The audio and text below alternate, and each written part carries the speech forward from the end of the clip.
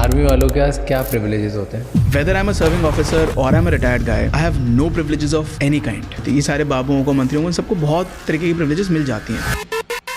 Army versus police, कौन ज़्यादा powerful? Police. Army के पास कोई पावर ही नहीं। मोस्ट निहत्था बंदा जो है वो बंदा है जिसके हाथ में हथियार है इस देश में, क्योंकि वो उस हथियार को यूज नहीं कर सकता। There's no freedom, there's no independence. आज के एपिसोड में हमारे साथ हैं major Kavish Agarwal, advocate, supreme court और former JAG officer, Indian army, जिन्होंने अपनी जर्नी में डिसिप्लिन, करेज और लीडरशिप का एक नया स्टैंडर्ड सेट किया है। साथ ही हम डिस्कस करेंगे कोर्ट मार्शल और रेजिग्नेशन के रूल्स और आर्मी के रियल एक्सपीरियंसेस जो हर किसी के लिए आई ओपनिंग होंगे। कोर्ट मार्शल होता क्या? कोर्ट मार्शल होता है मिलिट्री कोर्ट। अगर आप फील्ड एरिया से जा रहे हैं, आपको मौत की सजा तक लागू है। क्यों रिजाइन नहीं कर सकता एक आर्मी ऑफिसर? अगर आर्मी वाले रिजाइन करेंगे, देश की सुरक्षा को खतरा है। People don't know what kind of rigorous life army people are leading, and Indian military training is no less rigorous than any country.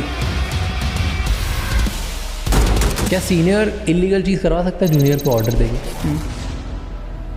Bullying चलती है, वो हैरेसमेंट हो जाती है कई बार, उसे छुट्टी नहीं जाने दिया जा रहा। क्यों आर्मी में डिवोर्सेस बढ़ गए? आधे टाइम आप अपनी फैमिली से दूर रह रहे हो। आर्मी में सर्व करना, is it suppose to be punishment? अगर अपना कोई सैनिक है वो बॉर्डर के उस पार चले जाए तो उसको हम वापस क्यों नहीं ला पाते? कुछ ऐसे मिशंस भी होते हैं जिसमें उनको हम सीक्रेटली भेजते हैं, और फिर अगर पकड़े गए तो उन्हें पहले ही बता देते हैं कि भाई हम आपका हाथ नहीं पकड़ेंगे, आपको जाना है, जाओ। एक सोल्जर की सैलरी कितनी होती है? As a major with 10 years of service मेरी सैलरी थी 80,400 rupees plus 42,000 something DNS allowance plus 15,500 military service pay. सबसे ज़्यादा डार्क रियलिटी क्या है जो सिविलियंस को नहीं पता होती है आर्मी सोल्जर्स के बारे में?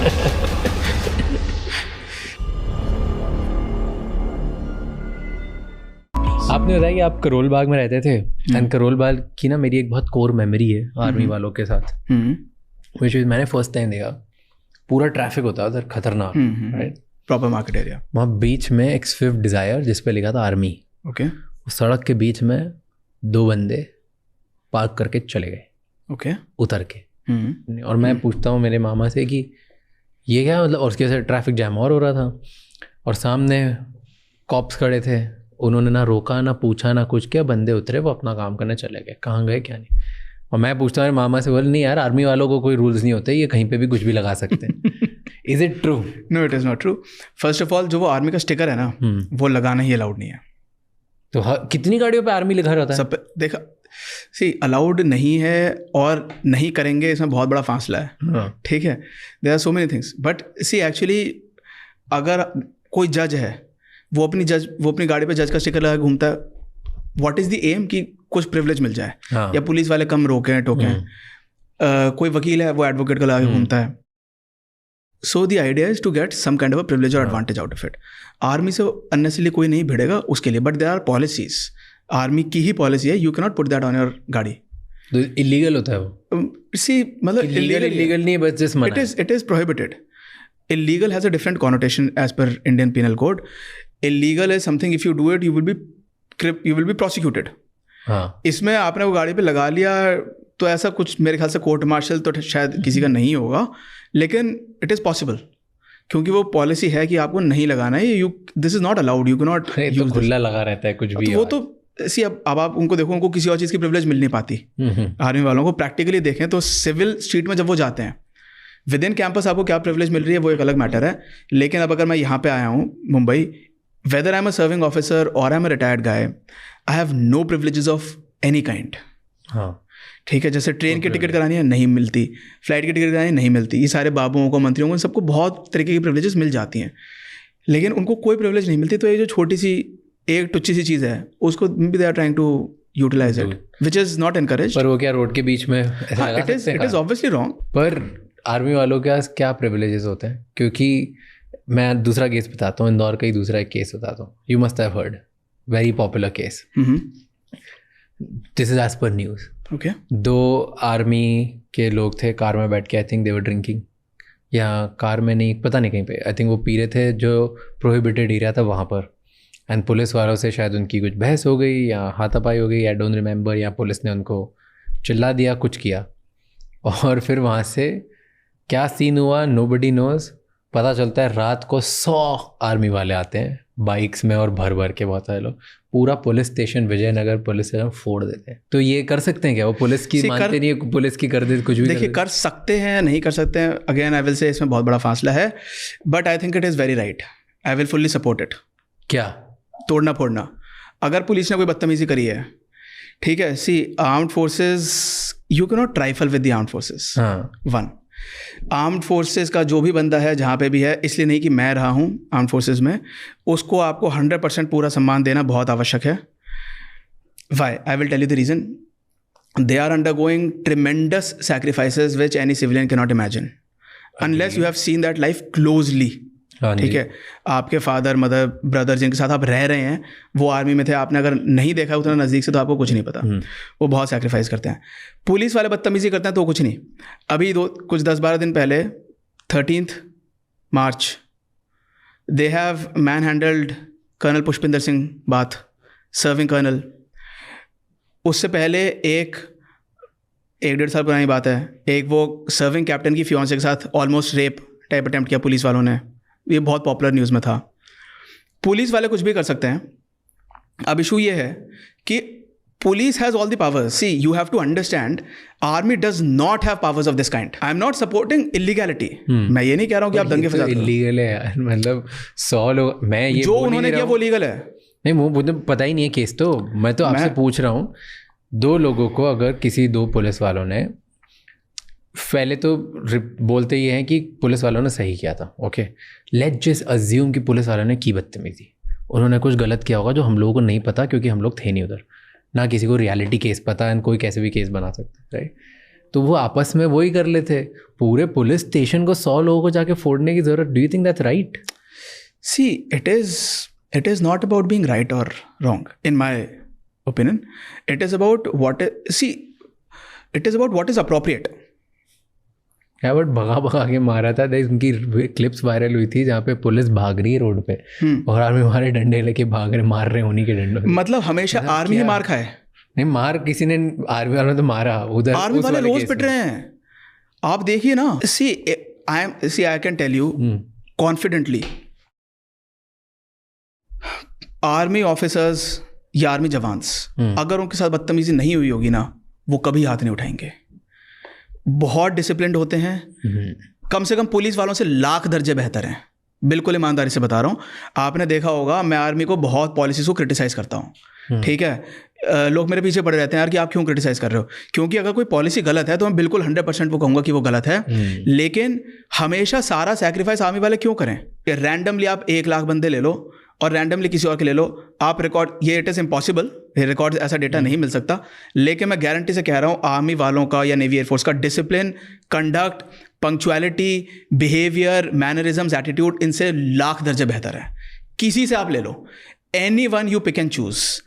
अब उनके साथ बदतमीजी की होगी पुलिस वालों ने, मैं ये बता रहा हूँ कॉन्फिडेंटली, क्योंकि मेरे टाइम, इसीलिए मैंने आपसे पूछा था किस ईयर की बात है, क्योंकि हमारे कुछ कोर्समेट्स की भी पुलिस वालों से मुठभेड़ हुई थी, उन्होंने भी जाके पुलिस स्टेशन में मार पिटाई करी थी, और बिल्कुल करनी चाहिए। In fact this is the need of the hour, I would say. क्या बात, this is very much the need of the hour, क्योंकि आजकल बहुत ही, अब मैं वो भुवनेश्वर वाला केस है, उस कैप्टन की फियांसे के साथ पुलिस वालों ने इतनी बदतमीजी की है, she was molested by multiple policemen and she was almost raped. वहाँ का जो भी कमांडिंग ऑफिसर साहब हैं, जो भी वहाँ की हायरार्की है, why don't they take any action? My problem is, क्योंकि आर्मी ऑफिशियली स्टेटमेंट रिलीज नहीं करती है, ऐसे केस में क्या करना चाहिए? Through proper channel, project it right up to Ministry of Defense. Let the Ministry of Defense, let the Chief of Army Staff, Navy Staff, Air Force Staff, let them take up a case with the Prime Minister of India from my side, with the Home Minister. वो तो लोग करते नहीं हैं, तो local level पे क्या किया जाएगा? पुलिस वालों को जाके पीट के आओ। Why not? मतलब हमारे जवान पिटते रहें, हमारे ऑफिसर्स पिटते रहें, मतलब बंदा फौजी है, वही हर एक चीज़ सैक्रिफाइस करे, क्यों करे? पहले वो इतना कुछ सैक्रिफाइस कर रहा है, वो अपनी फैमिली लाइफ सैक्रिफाइस कर रहा है, वो अपने गर्लफ्रेंड बॉयफ्रेंड सैक्रिफाइस कर रहे हैं, उनके बीवी बच्चे अकेले कहीं गांव में पड़े रहते हैं, वो कहीं दूर सर्व कर रहे हैं, बूढ़े माँ बाप कहीं पड़े रहते हैं। कितनी बार ऐसा होता है कि किसी के you have had a child birth, आप उस टाइम पे हो and then you are not able to see your son for the next 6 months। I agree कि बहुत ज़्यादा सब ये बहुत मिसमैच है, ओके। लीगल इम्बैलेंस है, सैक्रिफाइसेस बहुत ज़्यादा है, कोई वो बात नहीं कर रहा। आर्मी वाले जो सैक्रिफाइस करते हैं, I think the whole country respects a lot, at least civilians people don't respect. Majority I would agree कि मेजॉरिटी सिविलियंस बहुत रिस्पेक्ट, मेजॉरिटी करते हैं, यस, मेजॉरिटी सिविलियंस। हम लोग सब, एनी रैंडम इंसान को ऑफिस में से किससे भी पूछ लो, कुछ भी बोलो, there is a massive respect. मतलब वो एक बहुत जूनियर लेवल पे कोई सोल्जर हो कि ऑफिसर हो, कोई फर्क नहीं पड़ता, everybody has a massive respect, right? तो वो बात नहीं कर रहे हैं। बात है कि brutality is not an answer. C it is not an answer, it is your call. या तो आप विक्टिम बने रहो, ठीक है, इसी तरीके से any kind of aggression was not an answer, but ये आपका डिसीजन है कि आप क्या 10 साल 20 साल तक 25 साल तक आप अपना, पहले आपने एक गाल आगे कर दिया, फिर दूसरा गाल आगे कर दिया, फिर लात घूसे मुक्के सब चीज़ें खा लो और आपको कहीं कोई रिड्रेसल नहीं मिल रहा है, ठीक है। दूसरा होता है कि मतलब अब इसमें लीगल प्रिंसिपल्स भी आते हैं। दूसरा एक होता है जो थियरीज ऑफ पनिशमेंट पढ़ाई जाती है हमें इन दी लॉ, तो उसमें एक होता है रेट्रीब्यूटिव थियरी, जिसने जो किया उसको वहीं की वहीं अपना हिसाब बराबर कर लो। See you want to wait for 10, 20, 50 years and undergo all that pain. न्याय मिलेगा, न्याय मिल जाएगा आपको। 20 साल बाद आपने उस पुलिस वाले को जेल करा दी, आपने उसे प्रोसिक्यूट करके, आपको न्याय मिल गया। Will it be a pleasant process for you? आप कहाँ से उठ करके आ रहे हो वहाँ पे गवाही देने के लिए, लाखों रुपए आप खर्च कर रहे हो वकीलों पे, पर्सनल लाइफ सैक्रिफाइस कर रहे हो, आप दूसरी जगह ट्रांसफ़र हो गया, आपका वहाँ का कमांडिंग ऑफिसर पूछता रहेगा भाई तूने वहाँ पे क्या किया, क्यों किया, अब तेरे को वहाँ पे क्यों जाना है। मतलब आप अपने ऊपर सारी आप इनकन्वीनियंस लो, या वहीं पे थोड़ा बहुत सेटल कर लिया थोड़ा बहुत सेटल कर लिया। अच्छा, तो tell me, army versus police कौन ज़्यादा पावरफुल है? Police, obviously. आर्मी के पास कोई पावर ही नहीं है। Army has no power at all. Comparison करो 2-3 पैरामीटर्स पे, जहाँ पे किसी भी पैरामीटर पे ले लीजिए आप। आर्मी वाले हथियार लेकर के, मोस्ट निहत्था बंदा जो है वो बंदा जिसके हाथ में हथियार है इस देश में। I will explain. हाँ, क्योंकि वो उस हथियार को यूज़ नहीं कर सकता except for when he sees a terrorist और when he sees an obviously terrorist activity. हाँ, ठीक है। या जब कुछ बिल्कुल ही दंगे फसाद नहीं हो रखे। सुप्रीम कोर्ट की ऑर्डर है, अगर आप एक काउंटर इंसर्जेंसी एरिया में हैं, काउंटर टेररिज्म एरिया में हैं, या आप मतलब ऐसे कोई आप ऑपरेशन में जा रहे हैं और आपको दिख रहा है वो बंदा 200 मीटर दूर, जो कि आपको लग रहा है कि वो टेररिस्ट है। देखिए, मैं रोज़, अब मैं नहीं हूँ ये, मैंने कभी कोई ऑपरेशन नहीं किया, मैं जैग ऑफिसर था, वकील। तो जो बंदा ऑपरेशन पे जा रहा है, ही इज़ अ स्पेशलिस्ट, उसको 200 मीटर दूर से दिख रहा है, उसको लग रहा है कि यार ये बंदा मोस्ट लाइकली टेररिस्ट है और मुझे इसको अभी के भी शूट करना चाहिए, नहीं तो वो मुझे गोली मारेगा। ठीक है। अब इसमें again that conflict of opinions is there. I would prefer to be shot और I want to shoot him. अब सुप्रीम कोर्ट की गाइडलाइंस हैं कि पहले तो आप असर्टेन करो कि वो बंदा टेररिस्ट है नहीं। With all due respect to our Supreme Court, I am practising in the Supreme Court, now I am criticising this order of the Supreme Court. ठीक है।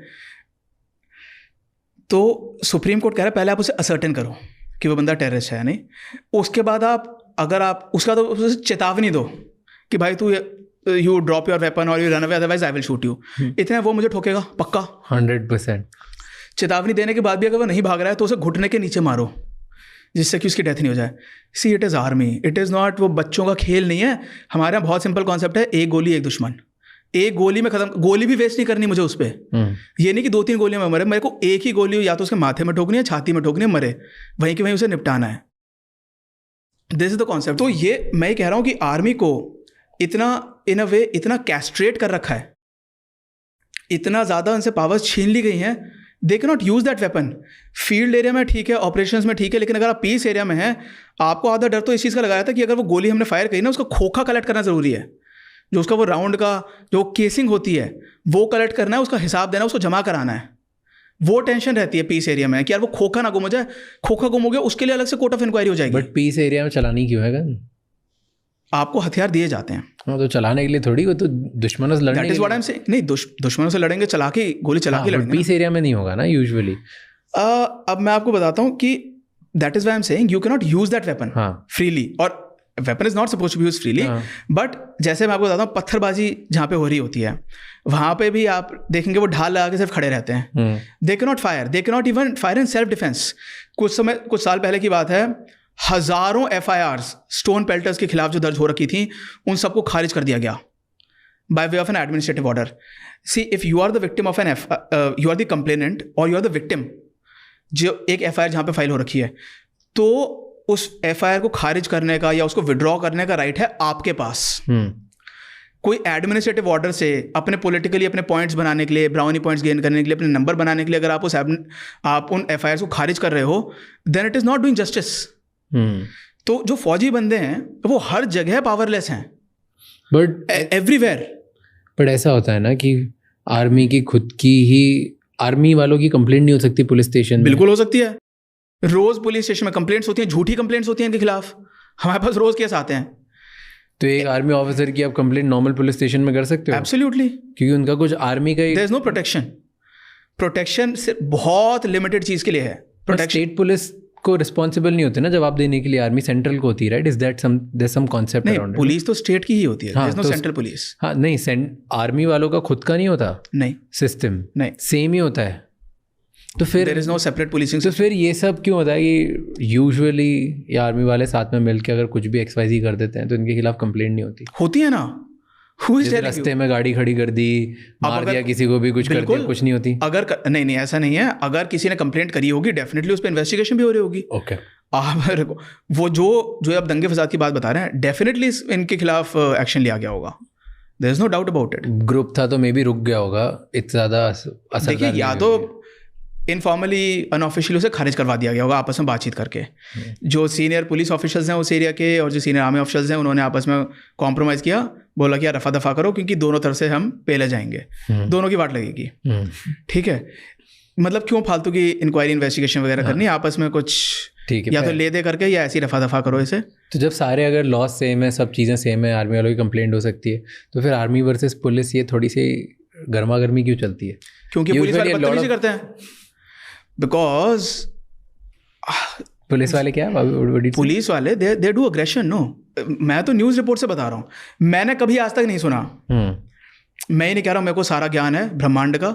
विद माई लिमिटेड नॉलेज मैं ये कह रहा हूँ, आप ऐसा मुझे एक भी इंस्टेंस निकाल के दिखा दीजिए कि कभी पुलिस वाले आए हों आर्मी कैंपस में या आर्मी के बंदों ने स्टार्ट किया, उन्हें घेराव किया और उन्हें पहले मारा. एक भी नहीं मिलेगा इंडियन हिस्ट्री में.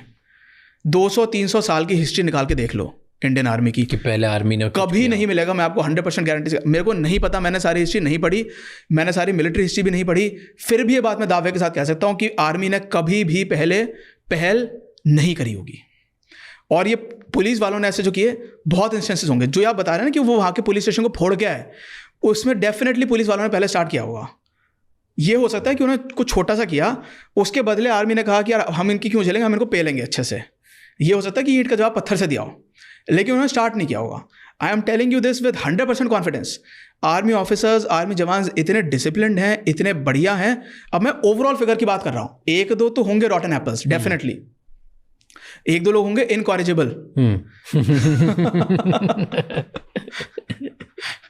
1-2 लोग होंगे बियॉन्ड इकोनॉमिक रिपेयर. लेकिन ओवरऑल अगर आप बात देखा जाए तो जो मैं पहले कह रहा था, आर्म्ड फोर्सेस के बंदे इनसे लाखों दर्जे ऊपर पाए जाएंगे. अब ये आर्मी वर्सेस पुलिस डिबेट ही इसलिए होता है क्योंकि ये लोग ऐसी ऐसी हरकतें करते हैं पुलिस ऑफिशियल्स. आर्मी में जितने भी जवान हैं, ऑफिसर्स हैं, मान लीजिए आर्मी की स्ट्रेंथ है 10 लाख. उसमें से at any point of time 10 lakh अगर सर्विंग लोग हैं, उसमें से कम 9 लाख लोगों को करप्शन का कोई मौका ही नहीं मिलेगा. Corruption in any sense. अब इसमें कुछ लोग कहेंगे कि करप्शन सिर्फ पैसा लेना ही नहीं होता. नहीं, करप्शन का आपको किसी भी सेंस में मौका ही नहीं है, और अगर हो उनके पास मौका हो तो वो लेंगे भी नहीं. तो आर्मी में करप्शन कम से कम 90, बल्कि मैं कंजर्वेटिव परसेंटेज बता रहा हूँ, कम से कम 95%, 98% लोगों के पास करप्शन का कोई मौका ही नहीं है. ऑप्शन से आर्मी का ना स्ट्रक्चर डिफरेंट होता है. आर्मी इन्फॉर्मेशन दे देना, ये सब के पीछे होता होगा कुछ तो होगा, ऑप्शन तो होगा. देखिए वो लाइफ मैंने देखी नहीं है, मैं नहीं बता सकता, लेकिन मैं आपको जो बता सकता हूँ विद गारंटी वो बताता हूँ. ऑप्शन फंडिंग आती होगी, फंडिंग आती है, लेकिन अब वो आएगी एक जो भी वहाँ का एक सीनियर मोस्ट ऑफिसर है, उसका जो यूनिट का अकाउंट है, जो उस अकाउंट को जो कमांडिंग ऑफिसर है या ब्रिगेड कमांडर है, अब एक ब्रिगेड का मान लीजिए एक अकाउंट है, उस अकाउंट को हैंडल करने वाले लोग कितने होंगे? 2। एक वो ब्रिगेडियर साहब कमांडर और एक डिप्टी कमांडर, या हो सकता है कोई एक आधा ऑफिसर और हो। और करप्शन करने का मौका उन्हीं 2 ऑफिसर्स के पास है। जो उनके नीचे 20 ऑफिसर्स हैं, उनके पास वो पैसा ना सूंघ भी नहीं सकता कोई ऑफिसर, हमारे जैसा कैप्टन या मेजर। और जो जवान्स हैं, they will not even know how much money has been received, from which account it has been received. वो डायरेक्टली डील नहीं करे ना, एक्चुअली क्या है, पब्लिक डीलिंग है ही नहीं। हाँ, बट इन्फॉर्मर नहीं बन सकते हो किसी दूसरे लोग। बहुत मुश्किल है भाई, बहुत ज़्यादा मुश्किल है। कोर्ट मार्शल हो जाएगा, इतना रिस्क कौन लेगा? वैसी जान को हथेली पे लेके घूम रहे हैं। इन्फॉर्मर बनना it is not easy, no. See, आप इन्फॉर्मर बनने की कोशिश कर लो। मैंने नहीं ऐसे लाइफस्टाइल जिया है, लेकिन मैं अपनी कॉमन सेंस से बता सकता हूँ, because I have handled court martials. We have seen espionage cases also. Espionage is leaking information to terrorists, to insurgents, to Pakistanis. तो इतना खौफ का माहौल है यार, कौन इनसे जाके टेररिस्ट से जाके ओ कितना पैसा दे देंगे? पहली बात, how much money will that terrorist give? Also it is one time. See, point is, corruption करने में मज़ा तब है when it is pain free, when it is easy and when it is risk free. जहाँ पे risk इतनी ज़्यादा है यार, भाई पकड़े गए, कोर्ट मार्शल होगा, कोर्ट मार्शल में डिसमिसल होगा, होता है इसमें तो जेल होगी, 7 साल तक की जेल या 14 साल तक की जेल। ये बहुत खतरनाक ऑफेंसेस हैं इंडियन आर्मी के आर्मी एक्ट के हिसाब से। आप वही करप्शन देखो पुलिस में क्या कितना बढ़िया है। आप एक कांस्टेबल हैं, आप एक रेड लाइट पे हैं, आपको रोज़ पैसा मिलेगा, आसान है। पकड़े नहीं जाओगे, पकड़े गए भी तो कुछ बहुत ज़्यादा नहीं होगा। क्यों? पुलिस अगर रिश्वत लेते हुए पकड़ा गई तो क्यों नहीं होगा? पुलिस रिश्वत लेते हुए मतलब लेते हुए कितने पकड़े जाते हैं? आप अपने एक्सपीरियंस से बताइए। पकड़े नहीं जाते इज डिफरेंट, बट अगर पकड़े गए तो उनके लिए भी उनके साथ भी सेम ही होगा जो आर्मी वालों के साथ होगा। नहीं होगा, सेम नहीं होगा। क्यों? आर्मी में कोर्ट मार्शल बहुत खतरनाक होता है। इन लोगों में भी तो होगा यार। इनमें होता है, इनमें there are disciplinary procedures everywhere. Exactly. किसी को भी करप्शन करते हुए कोई पकड़ा गया कहीं से भी, तो आपकी लगनी तो है। लगने का आपके पकड़े जाने का, सिविलियन हो, पुलिस ऑफिसर हो, एडमिनिस्ट्रेटिव ऑफिसर हो या आपका आर्मी ऑफिसर हो, कोई भी हो, और वो 100 रुपये करप्शन हो या 100 करोड़ का हो, कुछ भी हो, price doesn't matter. What matters is अगर पकड़े गए और जेन्युइनली पता चल गया करप्शन है। जेन्युइनली पता नहीं चलेगा इतनी आसानी से, प्रैक्टिकली स्पीकिंग पता नहीं चलेगा इतनी आसानी से। सेकेंडली, ठीक है, उनके पकड़े जाने में 100 में से एक बंदा पकड़ा जाता होगा। उनके लिए सी इट इज़ सो ईजी। आपने कोई गाड़ी रोकी, ओवर स्पीडिंग वो कर रहा है या नहीं भी कर रहा है, मान लीजिए वो ओवर स्पीडिंग कर रहा है बंदा, आपने उससे बोला बेटा निकाल 500 रुपये, आपने ले लिया, जेब में रख लिया। रोज़ ऐसे 10 बंदों से निकालो। पहली बात तो 5000 रुपये एक दिन के बने बढ़िया है, एक महीने में 1-1.5 लाख रुपये बना लिया। मैं ये नहीं कह रहा हूँ कि इतना बनता हो सकता है ज़्यादा बनता हो सकता है कम बनता हो, but it is easy to do and it is difficult to be caught. Army में it is very difficult to do it. Informer बनना कोई ऐसा नहीं है, कोई हलवा नहीं है भाई। आपको बहुत ज़्यादा लाइसेंस करना पड़ेगा, मोबाइल को छुपा के रखना पड़ेगा। पहली बात तो कब करोगे इन्फॉर्मर, कब बन जाओगे? आप एक बैरक्स में सो रहे हो, 20 बंदे वहाँ पे आपके साथ सो रहे हैं, जवानों की अगर बात करें तो कौन से वो मोबाइल फ़ोन से बात करेगा ऐसा कि वो, पहली बात तो अगर उसका पाकिस्तानी नंबर है तो वो +92 से अगर कॉल आ रही है उससे बात नहीं कर सकता। अगर पकड़ा गया आर्मी में भूत बना दिया जाएगा उनसे। वो कब ऐसे टाइम पे कॉल कर ले? सारे टाइम आर्मी में you are always surrounded by army man, almost unless you are in the washroom, you are almost all the time with people. For jawans, officers yes they have some privacy and seclusion, जवानों के पास वो मौका नहीं मिलता है। अब वो आपको उस एक बंदे से टाइप करना है, दूसरे से कुछ और टाइप करना है। क्या आप कैसे टाइप करोगे कि यार मैं तुम्हें एक ये बंदूक ला के यहाँ से वहाँ दे दूंगा? It is so difficult to execute. और वो पैसा उससे कैसे लेगा? कैश लेगा तो पक्का 100% पकड़ा जाएगा, 100%। उस जवान के पास कोई स्पेस नहीं है उस चीज़ों को रखने की। एक ट्रंक है, बेड के नीचे वो घुसा रखा है, स्पेस है कितना, जितना मेरी टेबल के नीचे जहाँ मैंने पैर रखे हुए हैं, इससे जस्ट आप मान लीजिए डबल उस बंदे के पास स्पेस है अपना सामान रखने के लिए। वहीं पे उसे अपना सारा सामान रखने, सारे बिलोंगिंग्स रखने हैं। तो वो कैश लेके तो कहाँ छुपा लेगा? अकाउंट में लेगा तो बहुत खतरा है, क्योंकि अगर ज़रा सी भी भनक लग गई, इंक्वायरी हो गई, इंक्वायरी में आपको अपना स्टेटमेंट ऑफ अकाउंट देना पड़ता है, उसमें पक्का पकड़ा जाएगा वो पैसा कहाँ से आ रहा है। पहली बात, एग्जीक्यूट करना इतना मुश्किल है, करोगे 100% वाट लगेगी, कोर्ट मार्शल होगा, सर्विस से डिसमिस होगे, जेल जाओगे, समाज में बदनामी होगी, दूसरी नौकरी मिलेगी नहीं। ये तो ऑप्शन खत्म. That is you are telling me more things कि एक तो क्या करप्शन में पुलिस वर्सेस आर्मी, और कौन कौन सी चीज़ें जहाँ पे डिफरेंसेस है इन टर्म्स ऑफ फ्रीडम. क्या आर्मी में there is no freedom, there is no independence. मतलब कि आपको जो अपनी मर्जी, पहली बात तो आप घर नहीं जा सकते, आधी फ्रीडम, घर जा नहीं सकते. मतलब एक जवान को 365 दिन में से 90 दिन की लीव ऑथराइज होती है, जो कि अभी अग्निवीर स्कीम में, अग्निपथ स्कीम में 30 दिन कर दी गई है. ठीक है, 1/3 कर दिया गया एकदम से. तो मोरल कितना डाउन होगा, ये जो लोग पावर में हैं उनको सोचने की बात है कि क्या हम ऐसी फौज लेके लड़ना चाहते हैं जिसका मोरल डाउन हो चुका है. ठीक है, या जिसका moral day by day down होगा. दैट अपार्ट, तो आप 365 में से 90 दिन जो छुट्टी लागू होती है, उसमें से 90 दिन कम लोगों को मिल पाती है. 60-65 दिन 70 दिन आपको छुट्टी मिल रही है एक साल में. तो आप कम से कम 300 दिन आप उसी एनवायरनमेंट में हो, 24 घंटे आप अपने सीनियर्स की निगरानी के अंडर हो. उसमें होली हो, दिवाली हो, संडे मंडे, ईद, दशहरा से खास फ़र्क नहीं पड़ता है किसी भी जवान के लिए, क्योंकि वो ऑलमोस्ट उतना ही ड्यूटी करता रहता है. बस ये है कि अगर दिवाली का दिन है वो वर्दी नहीं लगाएगा, लेकिन जो दिवाली में जो यूनिट की सेलिब्रेशंस होंगी उसके लिए काम कौन करेगा, वही जवान करेगा. क्योंकि हम कोई काम आउटसोर्स नहीं कर रहे हैं. दिवाली वाले दिन ही पुलिस वालों की भी ड्यूटीज़ लगती हैं, ये भी अपना वो सेटअप कर रहे होते हैं. लेकिन कम से कम एक दिल में एक तसल्ली है कि यार कम से कम ये सब सारा रगड़ा खाने के बाद लास्ट में अपने घर जाऊँगा, अपने बीवी बच्चों के साथ, बूढ़े माँ बापों के साथ होली स्पेंड करूँगा, अपने रिश्तेदारों से मिलने का मौका है, होली दिवाली जो भी है. आर्मी में ये बात ठीक है, काफ़ी लोग छुट्टी चले जाते हैं, लेकिन 100% स्ट्रेंथ नहीं जा सकती ना. Pakistan will obviously attack us at that time. So we have to be conscious of it. अब ये है कि आर्मी में कुछ लोग अपने जो पीस एरियाज में वो अपने घर पे ही रह रहे होते हैं, तो वो भी अपने घर जाते हैं, but that is come police से. और इसका अगर परसेंटेज निकाला है तो बहुत कम है. यूनिफॉर्म फोर्सेज में देखिए पुलिस को भी कष्ट है, उनकी भी ड्यूटी रिगरस होती है. इनफैक्ट जो पुलिस वाले हैं उनकी जो ऑर्डिनरी ड्यूटी है वो उनकी भी काफ़ी टफ है, क्योंकि उनको राउडी सिविलियन से डील करना है, उन्हें गुंडे बदमाशों से डील करना है उन्हें डेली बेसिस. आर्मी में वो कष्ट नहीं है. पीस एरिया में आपको मवालियों से डील नहीं करना है, आपको जान का नॉर्मली खतरा नहीं है पीस एरियाज में. ठीक है, आपसे कोई सीनियर ने डांट दिया या कोई छोटी सी प्रॉब्लम हो गई, वो एक अलग बात है, लेकिन आपको पॉलिटिकल प्रेशर नहीं है आर्मी में. That is a very good thing. मतलब एक नॉर्मल जवान को कोई पॉलिटिकल प्रेशर नहीं है. I have never had any kind of political pressure. किसी बाबू ने फ़ोन किया, किसी इन्फ्लुएंशियल बंदे ने फ़ोन किया, नेवर इन माई लाइफ. हाँ, ये है कि कभी कभी आर्मी से थोड़ा बहुत इन्फ्लुएंस, लेकिन वो बहुत कम है आर्मी में. बाबू किसको बोलते हो आप? IAS officers. हाँ, with all due respect to them, मेरे को उनसे कोई आपत्ति नहीं है. मतलब इट इज़ वो टर्म है, वो उनके लिए टर्म है. ये थोड़ा डेरोगेटरी टर्म है, वो अंग्रेज़ों के समय चले आ रहा है, क्योंकि उस टाइम पे ये थोड़ी इनकी हाई हैंडेडनेस, इनका बिहेवियर रहता था कई लोगों का.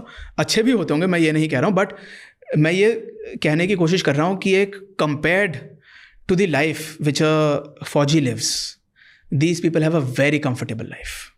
These people have a very very easy life, very convenient life. But I also feel कि अब जिसको भी बुलाओगे ना वो बताएंगे कि उनकी लाइफ डिफिकल्ट है, बिकॉज वही इंसान, क्योंकि उन्होंने आर्मी की लाइफ देखी नहीं ना. नहीं, क्योंकि इंसान अपनी अपनी लाइफ ही जी रहा होता है. आपने भी तो नहीं देखी पुलिस की लाइफ, आपने भी तो नहीं देखी IAS ऑफिसर की life. I am sure struggles different है. मैं बोल रहा हूँ सब जो कर रहे होंगे उनको उनकी लाइफ ही डिफिकल्ट लग रही है. सबको लगता है कि उन्होंने बहुत सफ़र किया है, उनकी लाइफ डिफिकल्ट है, इसमें कोई दो राय नहीं है. मैं कंपेयर नहीं करना चाहता, मैं बोल रहा हूँ सबको ऐसा लगेगा, लेकिन वो गलत लग रहा है. एक IAS ऑफिसर, अब मैं पुलिस वाले की बात हटा देता हूँ, एक IAS ऑफिसर कहता है कि मेरे को रिज़ाइन करना है, मैं नहीं आऊँगा कल से, जो उखाड़ना है उखाड़ लो. उसका कोई क्या उखाड़ लेगा, उसका कुछ नहीं बिगाड़ा जा सकता. उसका वर्स्ट टू वर्स्ट ये है कि उसको नौकरी से निकाला जाएगा, थोड़े टाइम बाद इंक्वायरी करवा करके उसको नौकरी से निकाल दिया जाएगा. उसका कोर्ट मार्शल नहीं होगा. कोर्ट मार्शल होता क्या? कोर्ट मार्शल होता है मिलिट्री कोर्ट, फौजी कोर्ट. अगर आप पीस एरिया से भगौड़े हैं, आपको 7 साल तक की रिगरस इम्प्रिजनमेंट लागू है.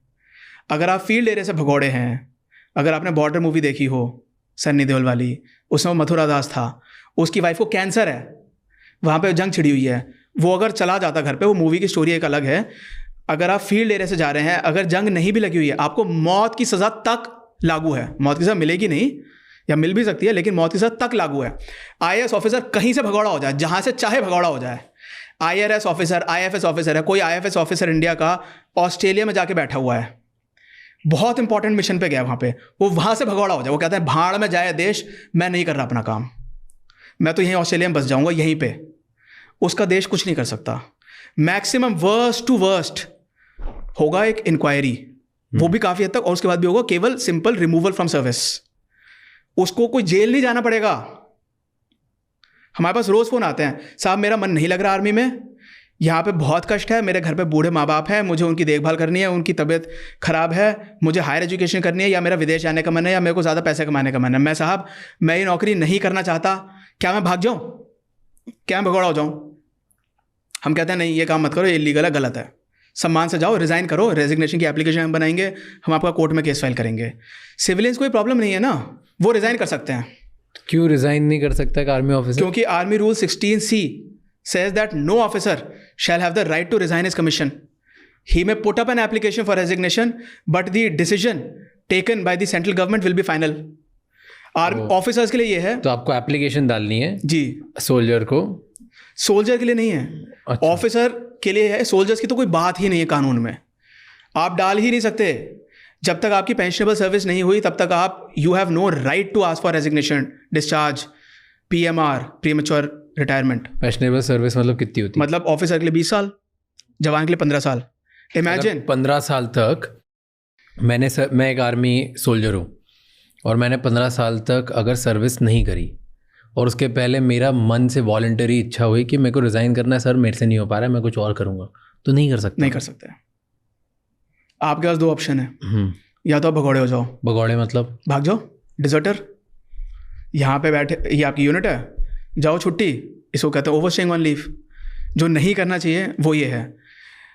कहीं से इंडियन आर्मी के आंकड़े मिले तो देखना कितने लोग भगौड़े होते हैं, क्योंकि service conditions are so rigorous, वो आते नहीं है ड्यूटी पे वापस। ये आप आंकड़े निकाल के देखो, पुलिस फोर्सेस में कितने हैं, IAS या जो सिविलियन महकमे इनके कितने हैं, कोई नहीं इनके यहाँ भगौड़ा होता, क्योंकि लाइफ बहुत चिल है इनके यहाँ कंपैरेटिवली। वो कह सकते हैं कि हमारी ड्यूटी टफ है, क्योंकि उन्हें पता नहीं कि फौज की ड्यूटी क्या होती है।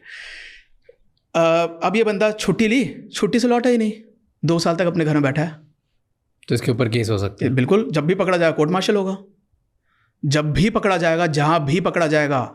इनके यहाँ ये भी नहीं है, इनके यहाँ ज्यूरिसडिक्शन की प्रॉब्लम नहीं है। आप इंदौर के रहने वाले हो, आपकी ड्यूटी थी चेन्नई में, आप चेन्नई से भगौड़े होके इंदौर में बैठे हुए हो, लेकिन आप 5 साल बाद पकड़े गए दिल्ली में, कुपवाड़ा में, ओके, वहीं पे आपको पकड़ के आपका कोर्ट मार्शल किया जाएगा। जहां भी पकड़े गए वहीं पे पकड़ के कोर्ट मार्शल। सिविलियंस को ये कष्ट नहीं है, क्योंकि इनके एक होता है ज्यूरिसडिक्शन का इशू। बहुत बढ़िया कॉम्प्लिकेट कर दो चीज़ को। मैं पकड़ा गया हूँ कुपवाड़ा में, अरे मैं तो, अब ये जो एक IAS officer, with all due respect to IAS officer या उनका जो भी स्टाफ होते हैं, मैं तो भगौड़ा हुआ था चेन्नई से, और मैं तो कुपवाड़ा में हूँ, तो पहले तो मेरे को आप वहाँ पे मेरा तो ट्रायल सिर्फ चेन्नई में चल सकता है। अब it is very difficult to get that person transferred from Kupwara to Chennai. बहुत उसमें कॉम्प्लिकेशन है, स्टेट पुलिस आपस में दोनों कोऑर्डिनेट करना पड़ेगा, वो इतने बीच में कहीं और भाग जाएगा, वहाँ पे वो अरेस्ट नहीं हो सकता। जब कुपवाड़ा में इन्फॉर्मेशन आगे वो कहीं और भाग जाएगा, छुप जाएगा। आर्मी में it is not like that, life is not. एक ऑप्शन है भागने का, एक ऑप्शन भागने का, दूसरा कोर्ट के केसेस लड़ो। फिर कोर्ट केस लड़ोगे, पहले आप एक एप्लीकेशन फॉर रेजिग्नेशन लिखो, हम जैसा कोई वकील ढूंढो, वो आपके बना के लेगा, वो पैसा लेगा आपसे। Your salary is very modest, salary कम है, वकील अफोर्ड करना मुश्किल है, वो आपसे पहले वकील पैसा लेगा, फिर वो आर्मी वाले उसे आंख बंद करके एप्लीकेशन को रिजेक्ट कर देंगे। 99% applications are being rejected without application of mind. क्यों नहीं करना चाहती वो सरकार, क्यों नहीं छोड़ने देना चाहती लोगों को? अंग्रेजी कॉन्सेप्ट है, काले अंग्रेज हैं हम। कॉन्सेप्ट, थियोरेटिकल कॉन्सेप्ट इज, अगर आर्मी वाले रिजाइन करेंगे तो देश की सुरक्षा को खतरा है। See this is a laughable idea. एक चीफ मिनिस्टर रिजाइन कर सकता है, देश में दंगे फसाद हो सकते हैं, प्राइम मिनिस्टर रिजाइन कर सकता है। प्राइम मिनिस्टर का भी रेजिग्नेशन, सी हर एक सरकारी मुलाजिम का resignation is subjected to approval, sanction. अब मान लीजिए चीफ मिनिस्टर साहब रिजाइन कर रहे हैं, उनका रेजिग्नेशन कोई अप्रूव करेगा, गवर्नर साहब अप्रूव करेंगे या लेफ्टिनेंट गवर्नर साहब अप्रूव करेंगे। उसके बिना अगर वो बिना अप्रूवल के अगर वो रेजिग्नेशन देके अगर भाग रहे हैं, तो अगेन वो अगर भगौड़े हो रहे हैं, तब भी उनका कोर्ट मार्शल नहीं होगा। पहली बात तो ये।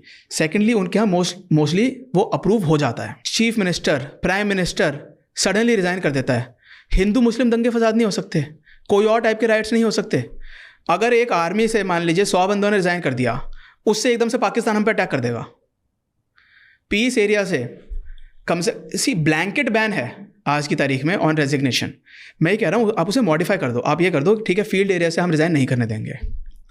अगर आप कोई क्रूशियल अपॉइंटमेंट होल्ड कर रहे हो, आप एक बहुत इंपॉर्टेंट बटालियन के जो कि पीस एरिया में है, आप उसे कमांडिंग ऑफिसर हैं, आप वहाँ से रिजाइन नहीं कर सकते।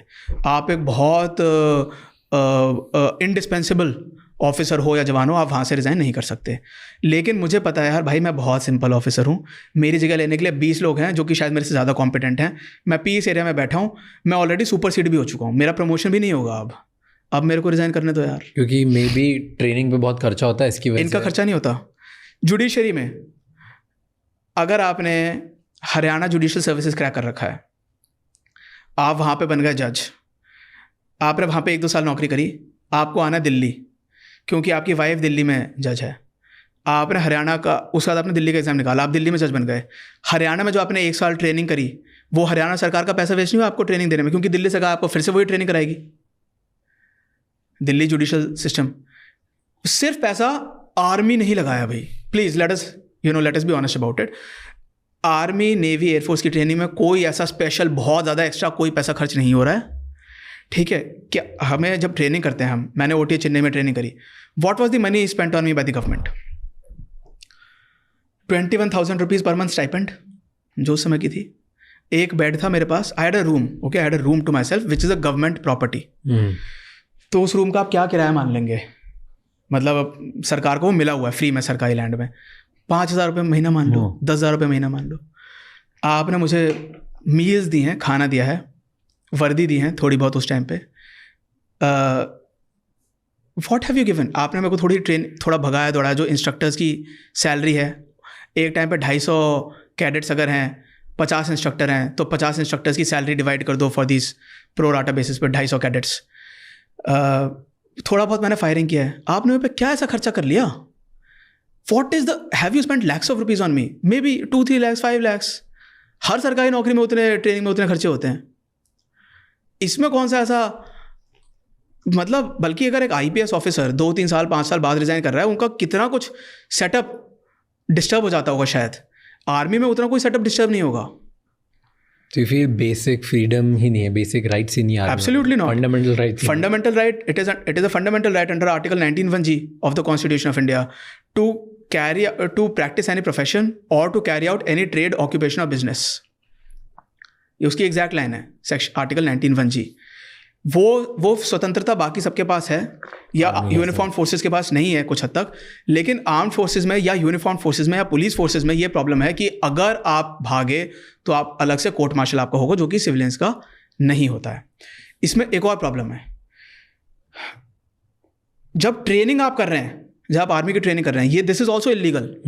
अगर आप आर्मी की ट्रेनिंग कर रहे हैं तो ट्रेनिंग के दौरान, ऑफिसर्स के लिए बता रहा हूँ, जवानों के लिए एक अलग कॉन्सेप्ट होता है, जवान जब से उनकी ट्रेनिंग स्टार्ट हुई वो they are in service. Officers के लिए अगर वो ट्रेनिंग कर रहे हैं, 6 महीने के बाद उस बंदे को कोई चोट लग गई, इंजरी हो गई, तो वो बंदा, उसको बोर्ड आउट कर देंगे, उसको निकाल देंगे वहाँ से विदाउट डिसेबिलिटी पेंशन। आर्मी की ट्रेनिंग की वजह से उसे वो चोट लगी है, उसको डिसेबिलिटी पेंशन के बिना बाहर कर दिया जाएगा। लेकिन जो वो 1 साल की ट्रेनिंग है, उसके दौरान उसे आर्मी की जॉब गारंटेड नहीं है, आर्मी या नेवी एयरफोर्स की जॉब गारंटेड नहीं है, क्योंकि अभी तक आपकी ट्रेनिंग सक्सेसफुली कंप्लीट नहीं हुई, आपको जॉब गारंटेड नहीं है। लेकिन उस जॉब के दौरान आप किसी और जॉब के लिए अप्लाई भी नहीं कर सकते। तो पहली बात तो आपकी एक जॉब गारंटेड नहीं है, वो जॉब की ट्रेनिंग इनहेरेंटली रिस्की है, उसमें आपको चोट लगने की बहुत संभावना है, और साथ में आप दूसरी जॉब के लिए अप्लाई तक नहीं कर सकते, सेलेक्ट होना तो बहुत दूर की बात है। This also is in violation of article 19(1)(g) of the constitution of India. ऐसा प्रावधान मेरी नॉलेज में किसी और सरकारी नौकरी में नहीं है, शायद पैरामिलिट्री फोर्सेज में होगा या मे बी पुलिस फोर्सेज में भी हो सकता है, लेकिन again the civil services, IAS, IPS, IFS वगैरह, इनमें ही नहीं होता है। इनमें जब इनकी ट्रेनिंग स्टार्ट होती है, इनको माना जाता है कि yes you are already in job, वो इनकी ऑन द जॉब ट्रेनिंग मानी जाती है। सॉरी, नेवी में भी you are consider to be on the job, उसमें कुछ अलग कॉन्सेप्ट्स हैं। लेकिन आर्मी में तो जैसे मान लीजिए एक IPS ऑफिसर है, ऑन द ट्रेनिंग उनकी जैसे घुड़सवारी की ट्रेनिंग या कुछ फायरिंग वगैरह की ट्रेनिंग है या कुछ रनिंग वगैरह की ट्रेनिंग है, उसमें अगर उस बंदे को चोट लग जाती है तो उसको माना जाएगा he was on the job और उसको जो भी डिसेबिलिटी पेंशन के जो नियम कानून लागू हैं उसको उस हिसाब से मिलेगा, और वो उस जॉब में आ गया है, अगर वो चाहे तो वो किसी और जॉब के लिए अप्लाई कर सकता है। वो ये लोग तैयारी करते रहते हैं अपनी IAS का एग्जाम निकालने के लिए, वो एग्जाम क्रैक किया, वहाँ पे निकाल के गया। लेकिन आप आर्मी में वो 1 साल की ट्रेनिंग के दौरान आप कहीं का अप्लाई भी नहीं कर सकते, which is again illegal. So people keep approaching me for this कि यार सर मैं ट्रेनिंग छोड़ना चाहता हूँ, अब ट्रेनिंग छोड़ना है तो 5 लाख की उसकी वो कॉस्ट बता रहे हैं, आई एम विलिंग टू पे that cost also, but I am still not sure कि मेरे को फिर भी छोड़ने देंगे या नहीं छोड़ने देंगे। People don't know what kind of rigorous life army people are leading, that is why they think that हमारी लाइफ टफ है। यस, इनकी टफ है, लेकिन जो बहुत बड़ा, जो एक मेरे हिसाब से जो एक डिसाइडिंग फैक्टर है वो ये है कि अगर उनसे नहीं बर्दाश्त हो रहा, वो नहीं करना चाहते या उनकी कुछ और करने की इच्छा है, तो वो जिस दिन चाहें छोड़ के जा सकते हैं। एक सोल्जर की सैलरी कितनी होती है? मुझे बहुत ज़्यादा नहीं पता है जवानों की सैलरीज के बारे में, ऑफिसर्स का बता सकता हूँ। बताओ। तो जैसे मैं जब रिलीज लिया as a major with 10 years of service, मेरी सैलरी थी 80,400 rupees basic pay, plus 42,000 something DNS allowance, plus 15,500 military service pay MSP, क्योंकि जान को हथेली पे लेके घूम रहे हैं इसलिए MSP मिलता है। इससे कई लोगों को प्रॉब्लम होती है कि फौजियों को MSP क्यों मिल रहा है, इसलिए बता रहा हूँ। MSP क्या होता है? मिलिट्री सर्विस पे। मतलब कि जान खतरे में है इसलिए कॉन्सेप्ट है। प्लस ट्रांसपोर्ट अलाउंस, अगर आप क्लास A सिटी में रह रहे हैं मुंबई की तरह तो 8,400 समथिंग, और जो Tier 2 सिटीज़, मतलब जो Tier 1 सिटी नहीं है उनके अलावा सारी सिटीज़ में 4,200 समथिंग। ओके। एक आर्मी कार्ड भी मिलता है ना कुछ? हाँ, कैंटीन।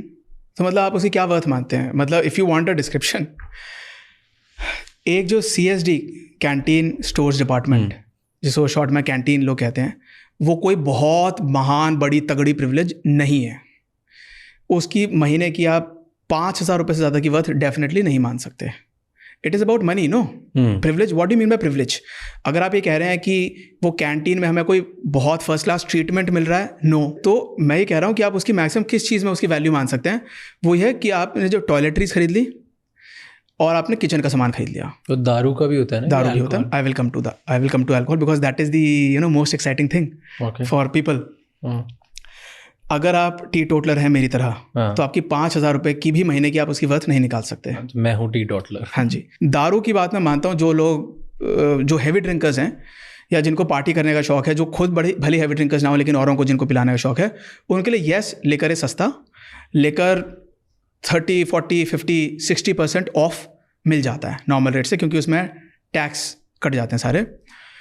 तो ठीक है, उसकी आप कितनी वर्थ और मानेंगे? 5,000 रुपये महीने की, और may be, I don't no. तो वो कोई ऐसी बहुत महान प्रिविलेज नहीं है जिसके आप जल रहे हैं। कुछ और गवर्नमेंट जॉब्स में इससे बेटर फैसिलिटी मैं आपको बताता हूँ।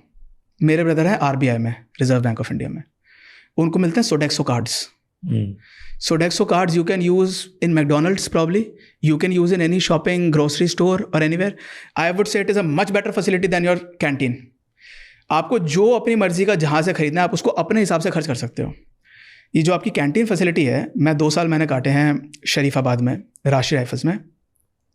वहाँ पे मेरे ख्याल से मेरी 1 महीने में 1,000 रुपये की भी कैंटीन को यूटिलाइज़ करने का एवरेज नहीं होगी। वहाँ पे आप फील्ड में क्या खरीद लोगे? Shampoo, soap. एक शैम्पू पे बजाय मैंने 40 रुपये, साबुन पे बजाय 20 रुपये, टूथब्रश पे बजाय 10 रुपये। मैं क्या बचा लूँगा उससे? I mean you have to see what is the utility of that facility. Drinking culture कहाँ से स्टार्ट हुआ आर्मी में? अंग्रेज़ों के से, क्योंकि उन्हें अपना चिल काटना है। इंडियन आर्मी के हॉस्पिटल्स में, if I am not wrong, 24% लोग जो भर्ती होते हैं वो ADS के लिए भर्ती होते हैं, अल्कोहल डिपेंडेंसी सिंड्रोम। आर्मी में शायद ये 2nd या 3rd बिगेस्ट एलिमेंट है in terms of volume, in terms of the number of people who are affected by it. तो दारू की आदत कैसे लगती है? क्योंकि वो आके पिलाना स्टार्ट करते हैं पार्टियों में। Stupid parties are happening because of the अंग्रेजी कल्चर। क्यों पार्टी करनी है यार? मतलब पार्टी का कॉन्सेप्ट मेरे हिसाब से ओरिजिनली जब 200 साल पहले अंग्रेज़ों ने बनाया होगा वो ये है कि आप हाश फील्ड एरियाज़ में हैं, वहाँ पे एंटरटेनमेंट का और कोई साधन नहीं है। आप एक साथ मिलेंगे, थोड़ा बहुत चिल कर लेंगे, रेडियो नहीं है, TV नहीं है, इंटरनेट नहीं है, ठीक है, एक साथ मिल बैठ के we will just have a relax time, थोड़ा गप्पे वप्पे मारेंगे, जोक्स मारेंगे, क्योंकि स्ट्रेस है लाइफ में। फौज की लाइफ में स्ट्रेस है, इसलिए उसको स्ट्रेस बस्टर की तरह इसको यूज़ करेंगे। तो वहाँ पे फोर्स करते हैं क्या पीने के लिए? फोर्स कई तरीकों से फोर्स किया जाता है। देखिए, फोर्स करने का मतलब ये नहीं कि गोली बंदूक यहाँ पे लगा करके बोला जा रहा है कि भाई तू दारू पी। देन कंपल्शन, लाइक यार राज यार एक लगा ले यार, now I am senior too, यार राज क्या हो गया यार, आज तो तेरा प्रमोशन हुआ है, आज तो तू लेफ्टिनेंट से कैप्टन बना है, खुशी की बातें लगा ले। देन एक आ गए मेजर XYZ, यार राज यार तूने पी नहीं यार तेरा तो यार प्रमोशन है, तू पी नहीं रहा यार, ब्रिगेडियर साहब गुस्सा हो जाएंगे। एक कर्नल साहब आ गए, यार राज यार तेरे को 2 ऑफिसर बोल रहे हैं, तू अब भी नहीं पी रहा यार खाओ कैन, यार हम थे यार, हमारे तो मुंह में जुबान नहीं होती थी अपने सीनियर को ऑर्डर मना करने की, यार how can you do this यार तेरे को इतने प्यार से बात करें तो तू ऐसा करेगा यार, नॉट डन यार। देन मैडम आप प्लीज़ राज को कहिए यार madam Raj is not taking drinks. Then Raj का सीनियर सबल्टर्न मेजर राजेश, अब वो कर्नल साहब राजेश को कह रहे हैं, यार राजेश तू क्या कर रहा है, तेरा यार जंगू कैसा है यार तेरा जूनियर, यार इतने सारे ऑफिसर्स कह रहे हैं दारू नहीं पी रहा, यार बच्चा है क्या, इज ये सिसी, मतलब यार तुम दारू, मतलब यार तुम क्या यार, what you are bloody drinking nimbu pani. इस तरीके से अगर pressure, see no one is going to shoot you, but this kind of why this kind of pressure, आपको पीनी आप पियो, आप स्विम करो दारू में, सस्ती मिल रही है आपको दारू, आप भंडारे करो, दारू की नदियां बहा दो मेरी तरफ से। जिसको नहीं पीनी उसको मत पिलाओ ना यार, मेरे को अगर नहीं पीनी, जिसको भी नहीं पीनी उसको मत पिलाओ। आई नो एन ऑफिसर, वो he was a 21-year-old guy, first day he comes to this unit, to his unit, he has never taken drunks, straight out of NDA-IMA। उसको ले गए 2 ऑफिसर्स, 2 पता कितनी उसे पिला दी, बॉटम्स अप कर ले भाई, बॉटम्स अप कर ले, बॉटम्स अप कर ले, उसने शायद कर दिया, क्योंकि सी वो जैसा एनवायरनमेंट होता है ना, you will succumb to the pressure created by your seniors. उसने बॉटम्स अप कर दिया भाई, if I am not wrong 2 दिन तक या 3 दिन तक उसके मुंह से झाग निकल रहे थे। MI रूम में पड़ा हुआ था, medical inspection room, medical room. आपने अगर नहीं कभी दारू पी है, आप एकदम से, अब अलग अलग कैपेसिटी, अलग अलग बंदे की अलग अलग बॉडी है, 30 ml 60 ml 100 ml जिसकी जो कैपेसिटी है, उसको आपने वो दारू पिला दी, he can die. No, why are you playing with peoples life? First of all इसमें government should take out orders, no official party में drinking, at least it should not be encouraged. You can offer it, no encouragement of drinking, no compelling drinking. Offer कर दिया, जिसको लेना है ले लो, अपने मर्जी से लेना है भाई ले लो, इट इज़ फाइन। बल्कि मेरे हिसाब से वो भी नहीं होना चाहिए ऑफर का सिस्टम, क्योंकि एक तो फौज में दारू सस्ती है। कई लोग ये कहते हैं कि यार अगर तुम्हें दारू नहीं पीनी तो फौज में आए क्यों, as if that is the major the greatest advantage of देखिए, फौज में आना है तो देशभक्ति के लिए आना है, अपनी मातृभूमि से आपको प्रेम है इसलिए आना है, आउट ऑफ पेट्रियाटिक सेंटिमेंट्स आपको आना है, अपने सैक्रिफाइस, अपना कॉम्प्रोमाइज़ करना है, अपनी जान को न्यौछावर करना है, सिर्फ मरने के लिए ही नहीं बट अपनी लाइफ को कॉम्प्रोमाइज़ करना है कि हमें अपनी मातृभूमि की सेवा करनी है, हमें इस देश से मोहब्बत है। और क्या प्रिविलेजेस होते हैं ऑफिसर के? जैसे एकदम जो टॉप लेवल जनरल्स होते हैं, आर्मी के जनरल, उनके क्या प्रिविलेजेस होते हैं, उनके पास क्या होता है? मैं ये नहीं कहूँगा कि मुझे इनकी सारी बातें पता हैं। I retired with major rank which is a very humble rank. Okay, in many ways it is a great rank, देश दुनिया को सम्मान मिलता है इस रैंक में, but it is a very low rank within the army hierarchy. आपके ऊपर क्या क्या रैंक्स होंगी? मेरे ऊपर lieutenant colonel, colonel, brigadier, major general, lieutenant general, general, field marshal. Field marshal सबसे टॉप? हाँ, फील्ड मार्शल वो ऑनररी रैंक होता है, सबको नहीं मिलता है, आज तक सिर्फ 2 ही हुए हैं, जनरल करियप्पा साहब एंड सैम मानेकशॉ। तो उनको प्रिविलेजेस क्या क्या मिल जाते होंगे? बहुत बड़े बड़े बंगले in the heart of the city also, Delhi में they have huge lavish bungalows in prime heart of the city. They deserve it. They deserve it very much. It is earned. अब अगर सिविलियंस को इतना मिलता है तो इनको क्यों नहीं मिलना चाहिए? Very much they deserve, more than civilians deserve by any standards. बल्कि आर्मी में या नेवी एयरफोर्स में तो बहुत कम लोग उस पिरामिड स्ट्रक्चर होता है, जो कि सिविलियंस ऑलमोस्ट 80% उस रैंक तक पहुंच जाते हैं। आर्मी में वो रैंक में भी 10-20% लोग ही अचीव कर पाएंगे, बहुत ही रेयरली कोई पहुंच पाता। So they most certainly deserve it. But since you asked me कि उनका क्या क्या प्रिविलेजेस हैं, बट उसमें जो उन्हें शायद थोड़ा ज़्यादा मिल जाता है सिविलियन से कुछ पैमानों में, वो ये है कि उनके पास काफ़ी मैन पावर मिल जाती है उन्हें। अब अगर एक ही जनरल साहब के घर बंगलों में 10-12 जवान होंगे, वो उनकी कुछ हद तक रिक्वायरमेंट भी है, कुछ हद तक वो अब्यूज़ ऑफ पावर भी है कि वो उनका गार्डन मेंटेन कर रहे हैं, उनका धोबी है, उनका अपना कुक है, उनका अपना हेयर ड्रेसर है। और ये सब सोल्जर्स होते हैं? बिल्कुल, काफ़ी हद तक, which is suppose to be changed. This is what I am saying. ये अंग्रेजी सोल्जर ही गार्डनिंग कर रहा है। हाँ, that is what is suppose to be changed. No, एक नॉर्मल इंसान नहीं कर सकता, क्योंकि हमें आउटसोर्स करना चाहिए। अब मैंने इसमें माली को ही लेके आओ जो जिसका काम ही गार्डनिंग करना है। एग्जैक्टली, वही तो मैं कह रहा हूँ। एक फौजी जो बंदा है, जो गांव का या शहर का भी बंदा है, जो अग्निवीर बन रहा है या जो सिपाही बन रहा है, उसका यह है कि मेरे को देश के लिए काम करना है। किसी जनरल की खेती नहीं करनी मुझे, जनरल के गार्डनर नहीं बनना है मुझे, जनरल का ड्राइवर नहीं बनना है मुझे।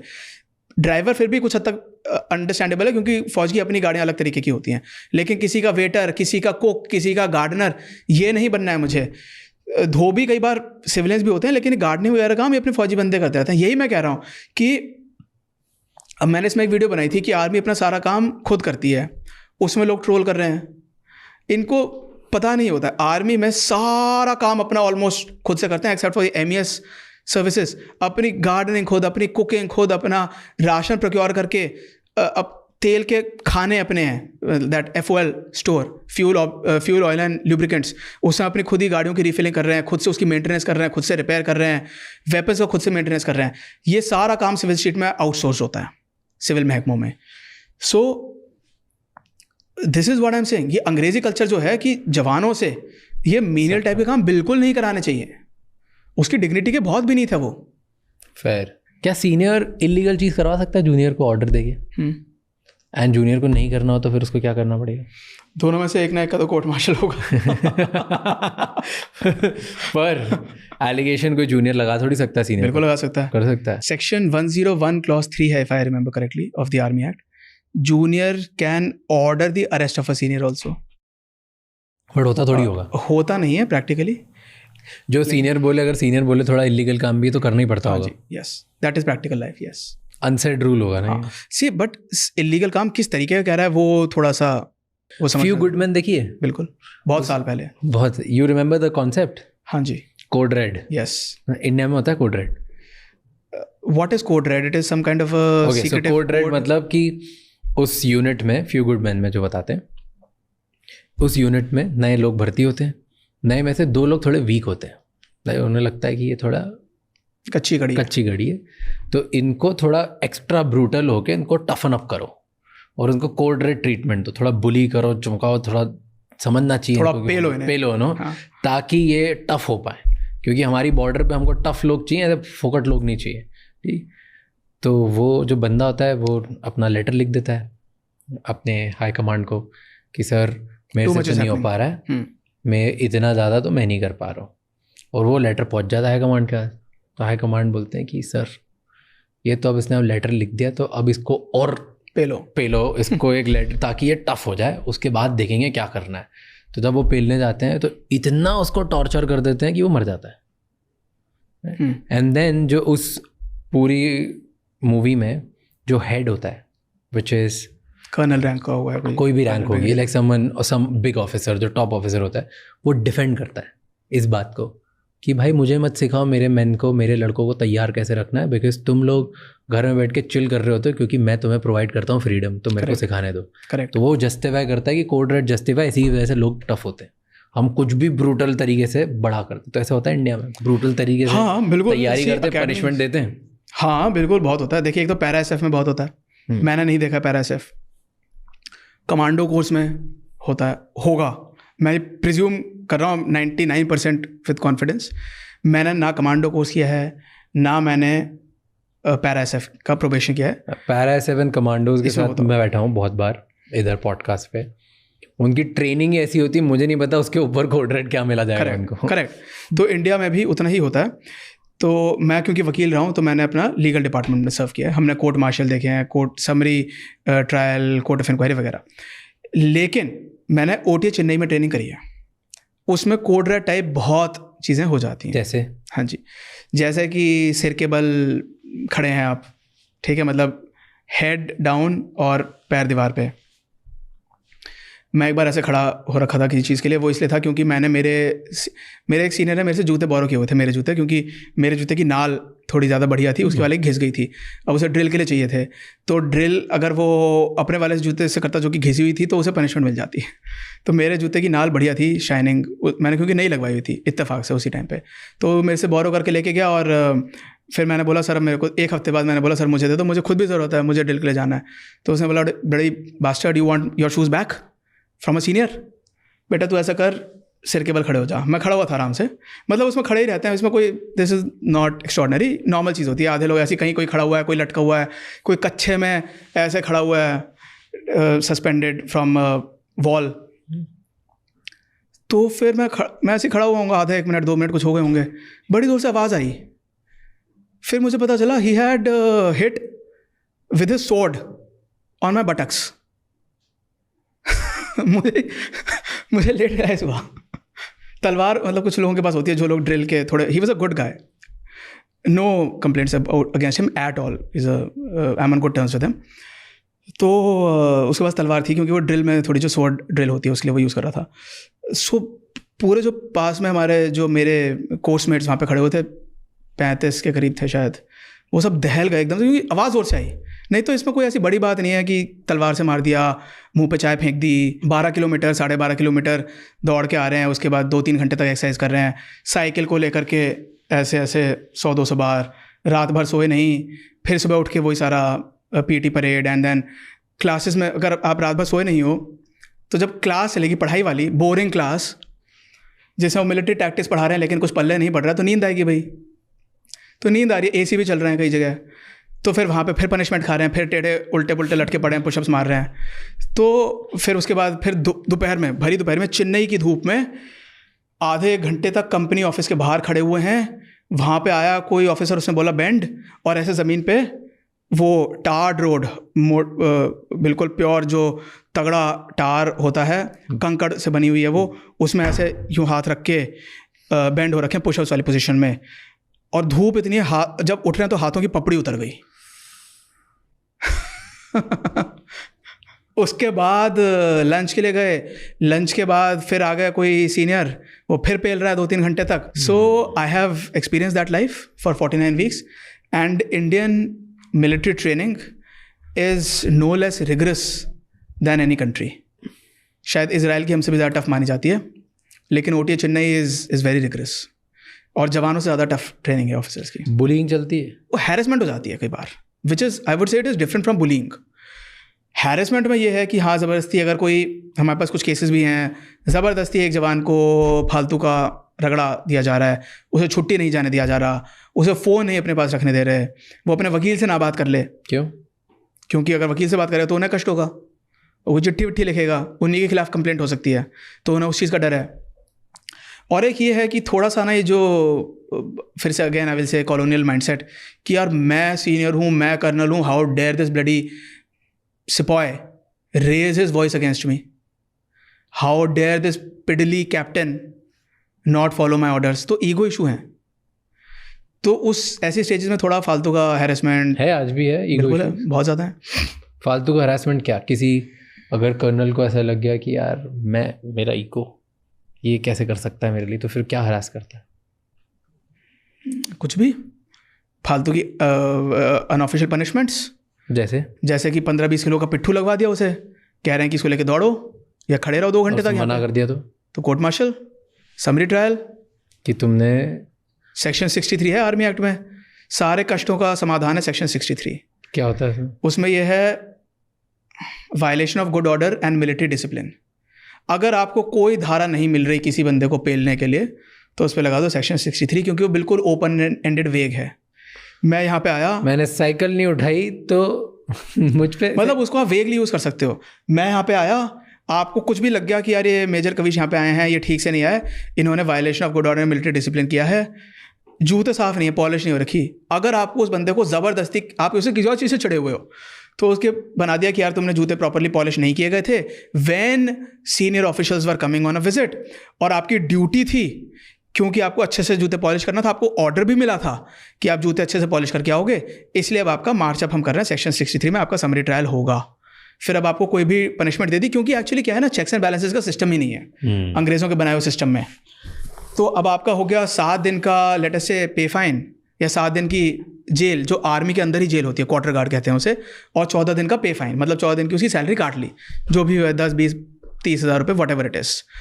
क्योंकि अब ये इन हाउस अफेयर है पूरा, उस जवान को कुछ पता नहीं मैं अपने आप को डिफेंड कैसे करूं। तो ऐसे उस बंदे को सेक्शन 63 का उस पर आरोप लगा करके, उस एलिगेशन लगा के उसे पेल दिया जाता है। सुप्रीम कोर्ट ने ये गाइडलाइंस दी हैं कि समरी कोर्ट मार्शल आप नॉर्मली मत करिए, क्योंकि उसमें एक तो जो प्रोसिक्यूशन होता है, जो कमांडिंग ऑफिसर है वही खुद जज होता है, और उसमें उस बंदे को अपने आप को इफेक्टिवली डिफेंड करने का राइट नहीं मिल पाता, अपॉर्चुनिटी नहीं मिल पाती, इसलिए आप समरी कोर्ट मार्शल नहीं करो। लेकिन हम फिर भी आर्मी अभी भी समरी कोर्ट मार्शल करे जा रही है आराम से, क्योंकि जो जनरल कोर्ट मार्शल है उसको बिठाने में बहुत रिसोर्सेज लगती हैं, बहुत man power, and it amounts to wastage of a lot of diversion of a lot of resources.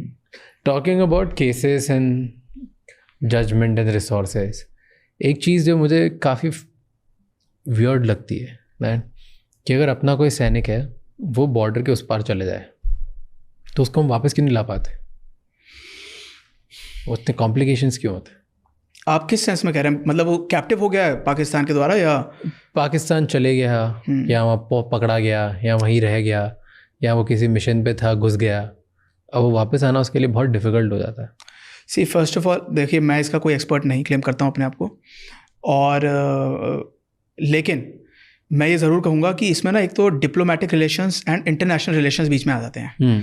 अब इसमें यूएन का रोल बीच में आ जाएगा, क्योंकि पाकिस्तान और इंडिया का तो बहुत लंबे अरसे से झगड़ा चल रहा है। तो क्या बोलेगी यूएन की तुमने अपना आदमी उधर क्यों भेजा? अब उसमें वो बहुत बातें हैं, पाकिस्तान कह रहा है कि ये आतंकवादी है, ये मतलब हमें उसने इलीगली बॉर्डर क्रॉस किया था, स्पाई है वगैरह, अब वो वैसी बातें कह रहा है। इंडिया अपने फेवर में क्या कह रहा है, और फिर इसमें अमेरिका बीच में डेफिनेटली वो बिग ब्रदर है, वो हर एक चीज़ में डोमिनेट तो करना ही है अमेरिका को, ठीक है, तो वो अपना कुछ बीच में टांग अड़ाएंगे।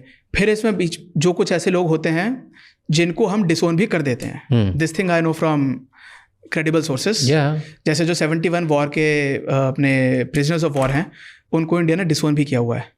कुछ ऐसे मिशंस भी होते हैं जिसमें उनको हम सीक्रेटली भेजते हैं, और फिर अगर पकड़े गए तो उन्हें पहले ही बता देते हैं कि भाई हम आपका हाथ नहीं पकड़ेंगे, आपको जाना है जाओ, या देख लो भाई क्या है। That is a country policy, that is. लेकिन तो उनको वापस बुलाना इतना आसान नहीं है। इसमें international laws will come into play, Pakistan laws will come into play, Indian laws will come into play. और एक बात और है, मेरे ख्याल से हमारी थोड़ी सी ना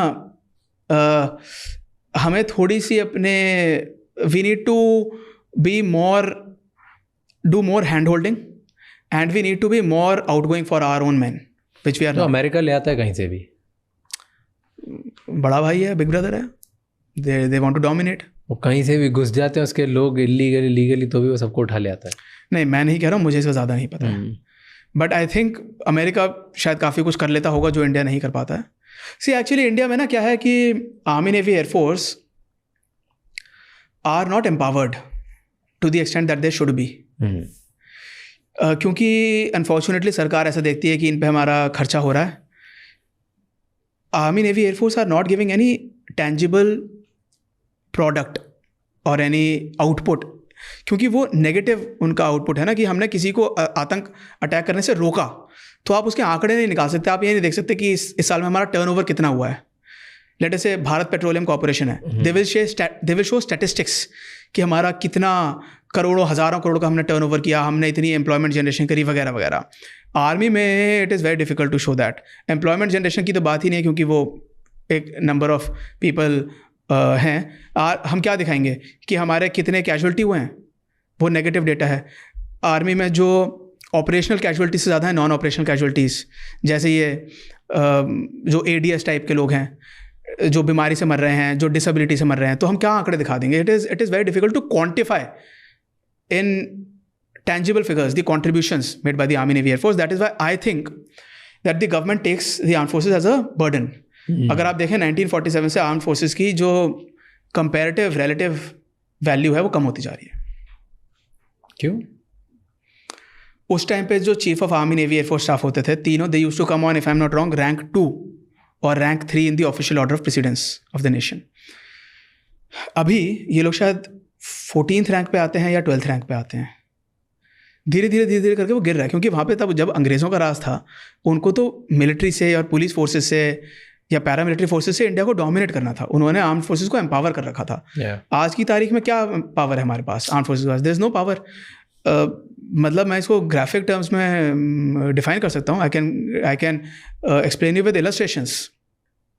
बट जैसे मैं जानता हूँ कि कई बार ये होता है कि जो एक लेटर से कर्नल रैंक ऑफिसर है, 14 साल के बाद जो कर्नल बन रहा है, अगर एक मीटिंग होनी है कर्नल की और एक लेटर से जो कोई 7 साल की सर्विस वाला IPS ऑफिसर है, तो आइडियली वो IPS ऑफिसर को आना चाहिए कर्नल के पास मिलने के लिए। कर्नल साहब को नहीं जाना चाहिए उसके पास, क्योंकि ओहदे में कर्नल साहब उससे बड़े हैं, लेकिन वो कर्नल उसके पास जाते हैं, विच इज़ रॉन्ग। आइडियली उसको आना चाहिए, लेकिन socially and in terms of public perception that IPS officer is much more empowered, practically is much more empowered.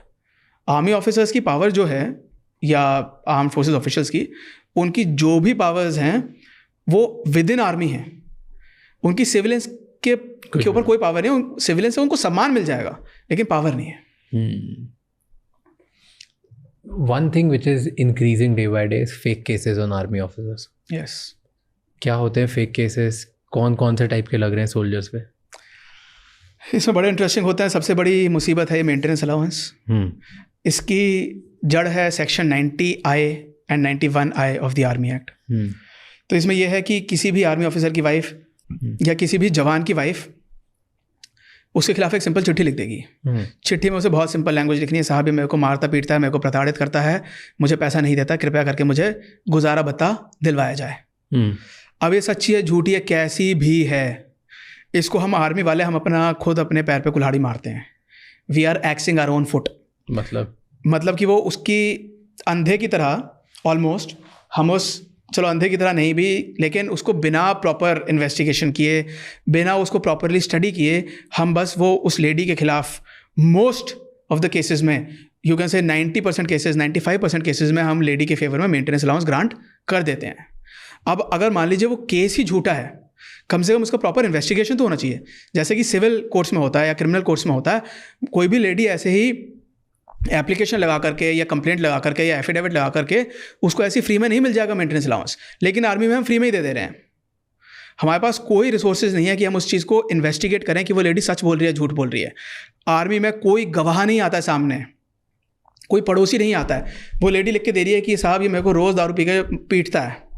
अब आप रह रहे हैं फैमिली क्वार्टर्स में, मतलब आर्मी के ही कैंपस में आप रह रहे हैं, वहीं पे ये बंदा मुझे रोज़ दारू पी के पीटता है, बेल्ट से मारता है, बैट से मारता है, जूतों से मारता है। कम से कम आप पड़ोसियों को तो बुला के पूछ लो, भाई मारता है, तुम चिल्लाती होंगी, लाओ कोई गवाह जो बोले कि हाँ ये मेरे को मारता है। रात के 1 बजे 2 बजे क्या मेरे घर से चीखने की आवाज़ किसी ने सुनी है? बिना कोई गवाह के, बिना कोई रिटर्न एविडेंस के, बिना कोई मेडिकल एविडेंस के भी कई बार हम straight away maintenance allowance grant कर देते हैं। लेडी बस एक ही चिट्ठी लिखेगी सिंपल सी, जो कि मैंने आपको बताया। मेंटेनेंस कहाँ से जाता है? उस जवान की तनख्वाह से। जो आपका अपना बंदा है, जो आपका अपना बंदा, अपना बढ़िया डिसिप्लिन्ड पंक्चुअल पेट्रियोटिक सोल्जर है, 22% तक 22% तक कुछ भी दिया जा सकता है। अगर बच्चे तो 33% तक दिया जा सकता है। मान लीजिए आपकी 40,000 रुपये महीना तनख्वाह है, उसमें से 22% कट गया, 8,800 रुपये। 15,000 रुपये महीना आपकी किस्त चल रही है मकान की, 25,000 बचा था, 25,000 में से 8,800 कट गया। एक आपका कोई पर्सनल लोन चल रहा है, जिसके लिए, जिस लोन से आपने वो मैडम के नखरों को सेटिस्फाई करने के लिए मैडम को हीरे का सेट दिया था 2 साल पहले, उसका लोन चल रहा है। क्या पैसा बचा, खाओगे कहाँ से? पर कितने हज़ारों जवान इसकी वजह से पीड़ित हैं। बट मे भी हो सकता है कि जेन्युइनली वो पीटता हो। Correct, that is what I am saying ना। You call for witnesses. Witness कैसे? घर के अंदर हो रहा है, पिट रहा है कोई, तो यार जैसा सिविल स्टेट में होता है। नॉर्मल कोर्ट्स में देखिए, देश के लिए ना 140 करोड़ जनता के लिए अलग अलग कानून नहीं हो सकते। यहाँ कोई कास्ट सिस्टम नहीं है।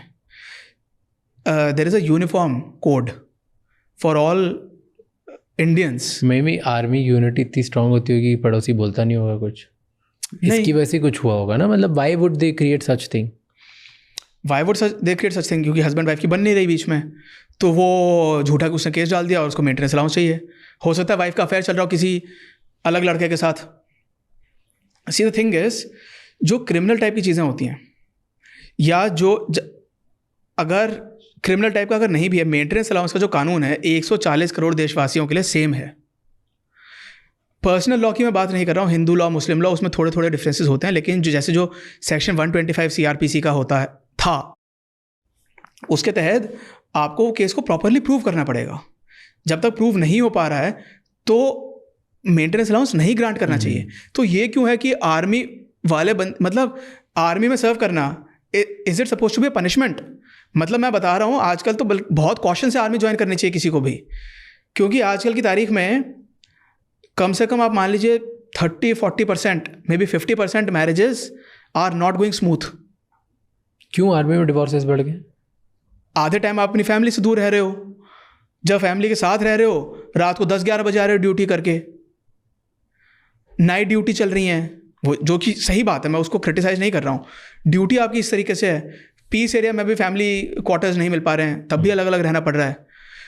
नॉर्मली सिविल स्ट्रीट में भी 30-40%, 50% marriages are on the rocks.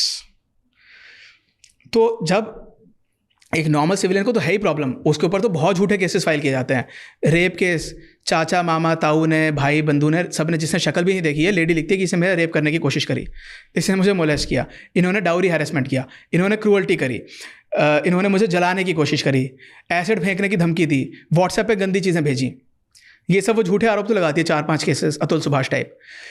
लेकिन अगर ये आर्मी में हो जाए, आप आर्मी में सर्व कर रहे हो और आपके खिलाफ ये स्टार्ट हो गया, तो सिविल में तो आपको झेलना ही झेलना है, फौज में और झेलना है ऊपर से।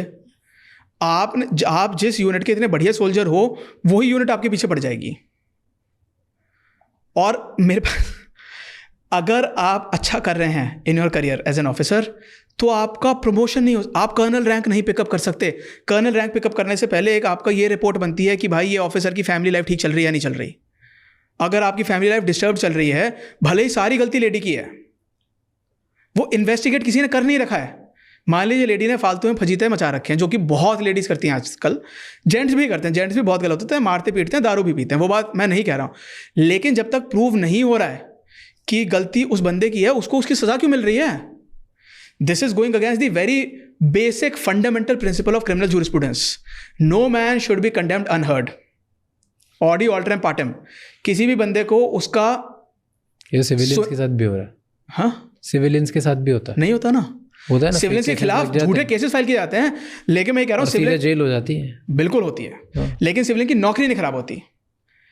पब्लिक में अगर आप डिफेम हो गए, आप इस केस के लिए अंदर गए, तो वैसी नौकरी खराब जी नहीं। सर अगर अंदर गए तो, अगर अंदर नहीं गए अंदर तो भी ये केस चल रहा है, और अगर ये पब्लिक बन गया तो भी कौन सी प्राइवेट कंपनी या गवर्नमेंट कंपनी दोनों ढंग से रखती है? Yes, I will now tell you. देखिए, प्राइवेट कंपनी का अलग कॉन्सेप्ट है। प्राइवेट कंपनी में सबकी स्वतंत्रता है, जिसको जब आना है आओ, जाना है जाओ, ठीक है। It is a completely different ball game private jobs. Government job से कंपेयर करिए। गवर्नमेंट जॉब में अगर आपकी फैमिली लाइफ डिस्टर्ब्ड चल रही है, तो वो लेडी अगर चिट्ठी लिखती भी है, और जैसे मान लीजिए इंडियन रेलवेज में आप हैं जनरल मैनेजर, अगर उस लेडी ने चिट्ठी लिख दी जनरल मैनेजर का जो भी बॉस है उसको, तो वो may be he will take note of that letter, but उसके लिए उसका कोई ऑफिशियल कॉरेस्पॉन्डेंस नहीं स्टार्ट होगी। जैसे यहाँ पे आर्मी में मेंटेनेंस अलाउंस का केस स्टार्ट हो गया, उससे उस बंदे को, उस मेजर को, उस लेफ्टिनेंट कर्नल को शो कॉज नोटिस दिया जा रहा है कि तुम्हारी वाइफ ने ऐसे लिखा है, इसका एक्सप्लेनेशन दो, and all these are legal documents. उसके बाद उसके खिलाफ आर्मी में अलग से मेंटेनेंस अलाउंस का केस और चलेगा। ये नहीं होता बाकी सरकारी नौकरियों में। This is the difference. Private में हो जाता है, प्राइवेट की मर्जी यार, फिर आप छोड़ो यार, that is a completely different thing. वहाँ पे एवरीवन टू हिज ओन है प्राइवेट में। इधर आर्मी लाइफ में इनफिडेलिटी केसेस बढ़ते हैं क्या? होते हैं बहुत? बिल्कुल होते हैं। मेन साइड और वुमेन साइड? बोथ। अभी एक्चुअली आर्मी में जो नियम है, नवतेज सिंह जौहर की जो जजमेंट आई थी 2018 में सुप्रीम कोर्ट ने के द्वारा, उसमें सुप्रीम कोर्ट ने बहुत साफ कह रखा है, any two consenting adults can do what ever they want to do. Man with man, woman with woman, and man with wife of another man, and woman with husband of another lady. जिसको जो करना है करो भाई। ये crime नहीं है? Crime नहीं है। आपको आपत्ति है, आप डिवोर्स ले लो। Infidelity, adultery is a ground for divorce in I think all personal laws. Hindu law में है, मुस्लिम लॉ में, क्रिश्चियन, पारसी एक्ट सब में it is a ground for divorce. आप डिवोर्स ले लो, बट क्राइम नहीं है। पहले तक था सेक्शन 497 अडल्ट्री, हमने कोर्ट मार्शल भी किया है एक ऑफिसर का, इट वाज अ क्राइम, उनको पनिशमेंट हुआ, वो अनफॉर्चुनेट था क्योंकि उसके कुछ ही देर के बाद उसको डिक्रिमिनलाइज कर दिया गया, लेकिन still that officer had to suffer that punishment क्योंकि तब तक वो क्राइम था। अगेन आर्मी में सर्व करने में आपको एक और कष्ट है क्योंकि इसको कहा जाता है आर्मी में stealing the affection of a brother officers wife.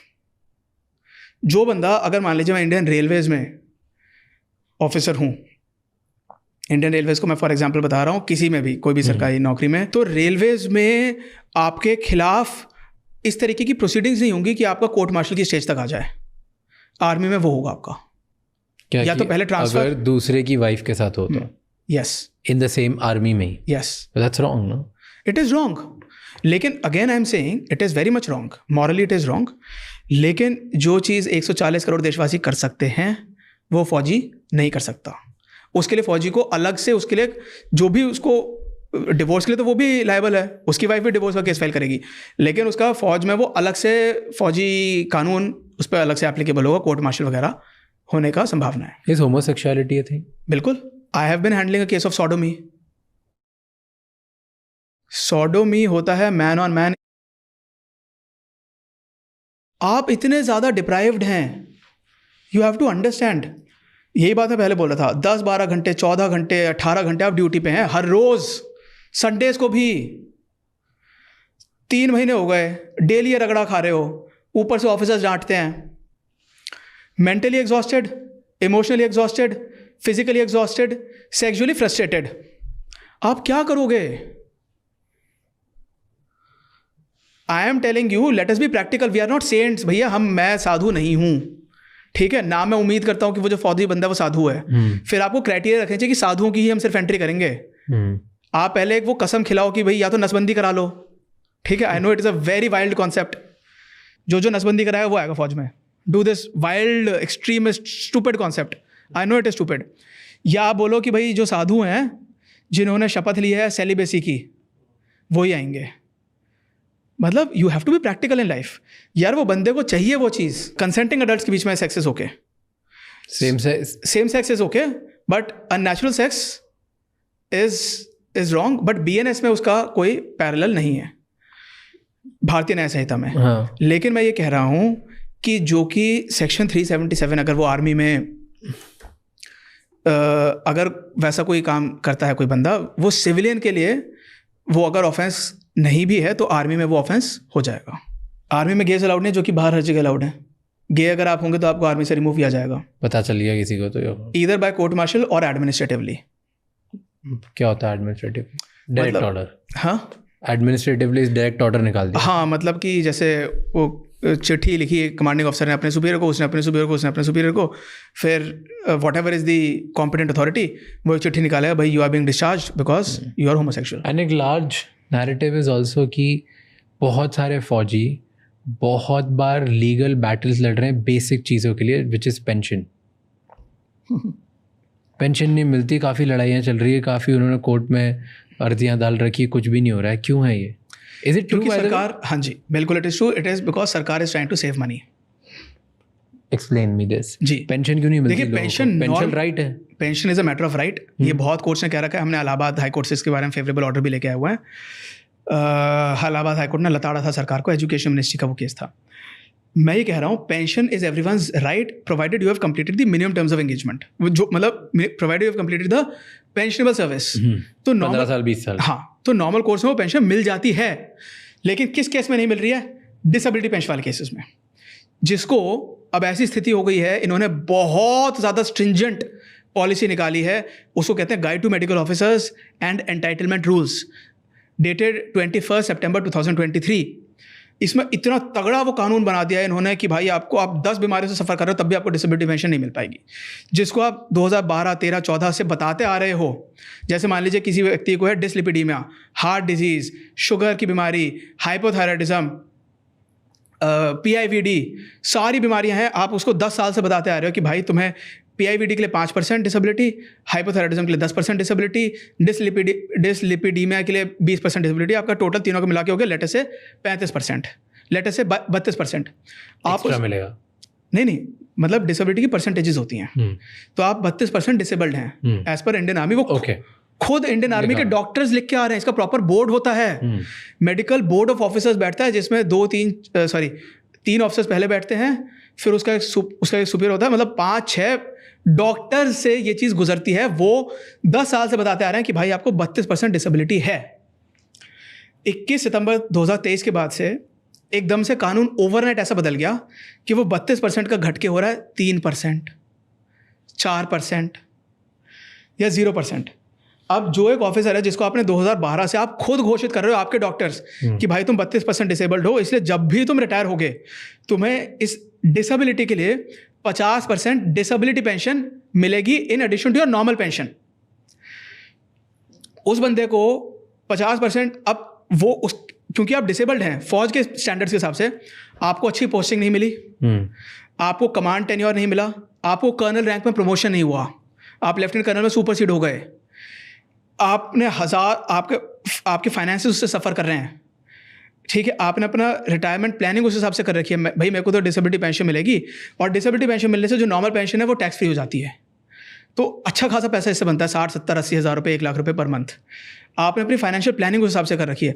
अब सडनली ओवरनाइट एक पॉलिसी आई, अब इनके डॉक्टर कह रहे हैं कि भाई 32% पहले थी, हाँ हमने कहा था, लेकिन अब हम कह रहे हैं तुम्हारी 3% डिसेबिलिटी है। जब तक आप वो 20% का benchmark hit, so you have to have minimum 20% disability in order to attract, in order to be eligible for disability pension. तो अब सबका परसेंटेज उससे कम कर दिया है। एक मेरे पास केस आया था लगभग 15 दिन पहले, उस हवलदार की टांग कटी हुई है घुटने के नीचे से, उसको भी डिसेबिलिटी पेंशन के लिए भागना दौड़ना पड़ रहा है, उसको भी अभी नहीं दे रहे हैं।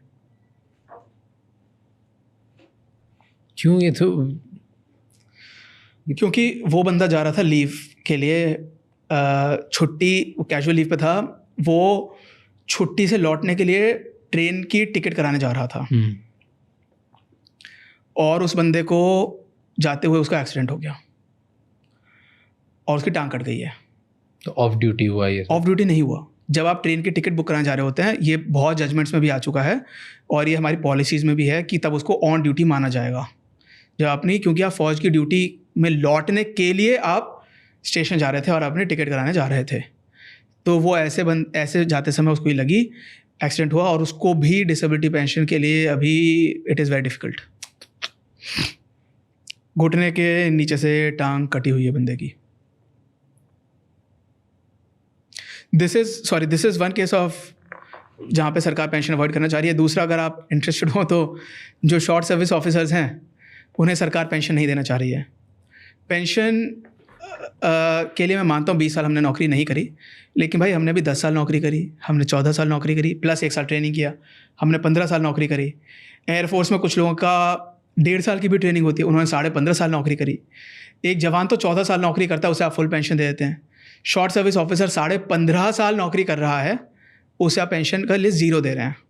पेंशन तो दूर, आप उसे NPS भी नहीं दे रहे हैं, न्यू पेंशन स्कीम, जो कि इस देश के लगभग 1.5 से 2 करोड़ सिविलियन गवर्नमेंट सर्वेंट्स को मिल रही है, पैरामिलिट्री फोर्सेस को मिल रही हैं, पुलिस फोर्सेस को मिल रही हैं, सिविल सर्वेंट्स को मिल रही हैं, रेलवेज वालों को, NTPC, गेल, सेल, BPCL, सबको, PSUs, ऑटोनमस बॉडी, सबको मिल रही है, वो भी हमें नहीं देना चाहते हैं।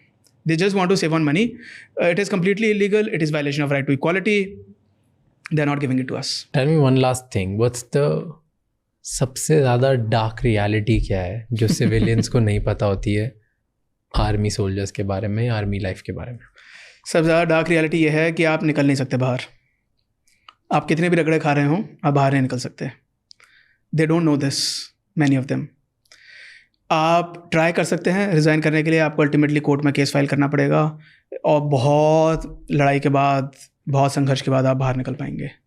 एक और बात जो लोगों को नहीं पता है, वो उनको लगता है कि यार लाइफ चिल है। लाइफ चिल नहीं है भाई, आर्मी में लाइफ बिल्कुल भी चिल नहीं है। आपको ऐसे ऐसे काम करवाए जाएंगे जो कि आपने ज़िंदगी में कभी इमेजिन नहीं किए थे। ये सिर्फ जवानों के लिए ही नहीं है, ये ऑफिसर्स के लिए भी है।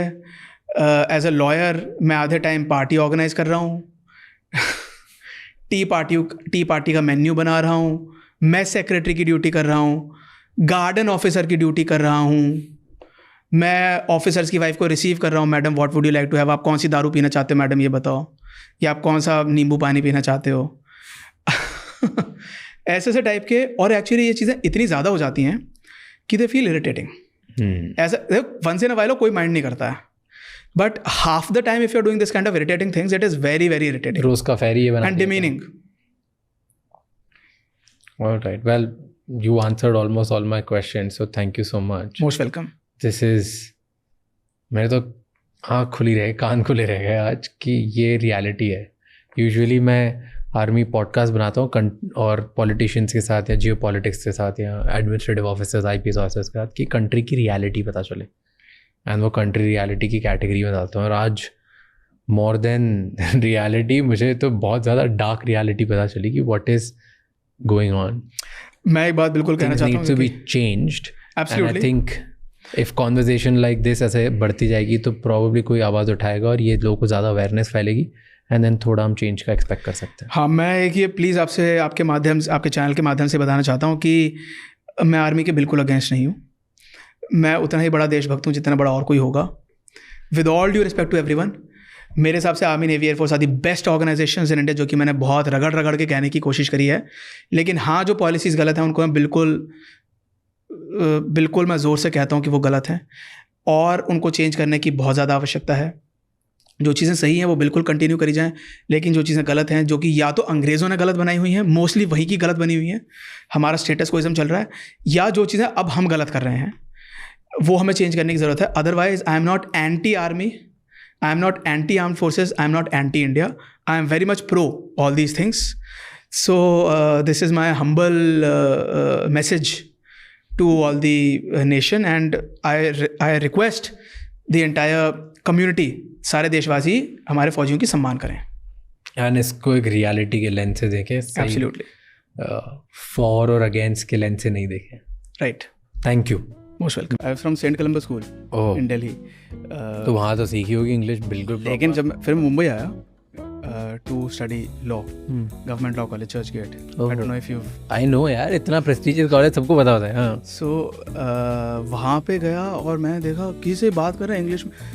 मैं अपने क्लास में बैठा हूँ, मैं देख रहा हूँ लोगों के शक्ल, मैंने देखा ये क्या इंग्लिश है. Then he standing up and speaking in फर्राटेदार इंग्लिश. मेरे होश उड़ गया. मैंने सोचा नहीं, I was in cultural shock. Thank you so much ये एपिसोड एंड तक देखने के लिए. अब आपको 3 चीज़ें करनी है. सबसे पहले इस चैनल को सब्सक्राइब कर लो, क्योंकि जितना आप सब्सक्राइब करोगे उतने ही बेहतर और वैल्यूएबल गेस्ट हम ला पाएंगे आपके लिए.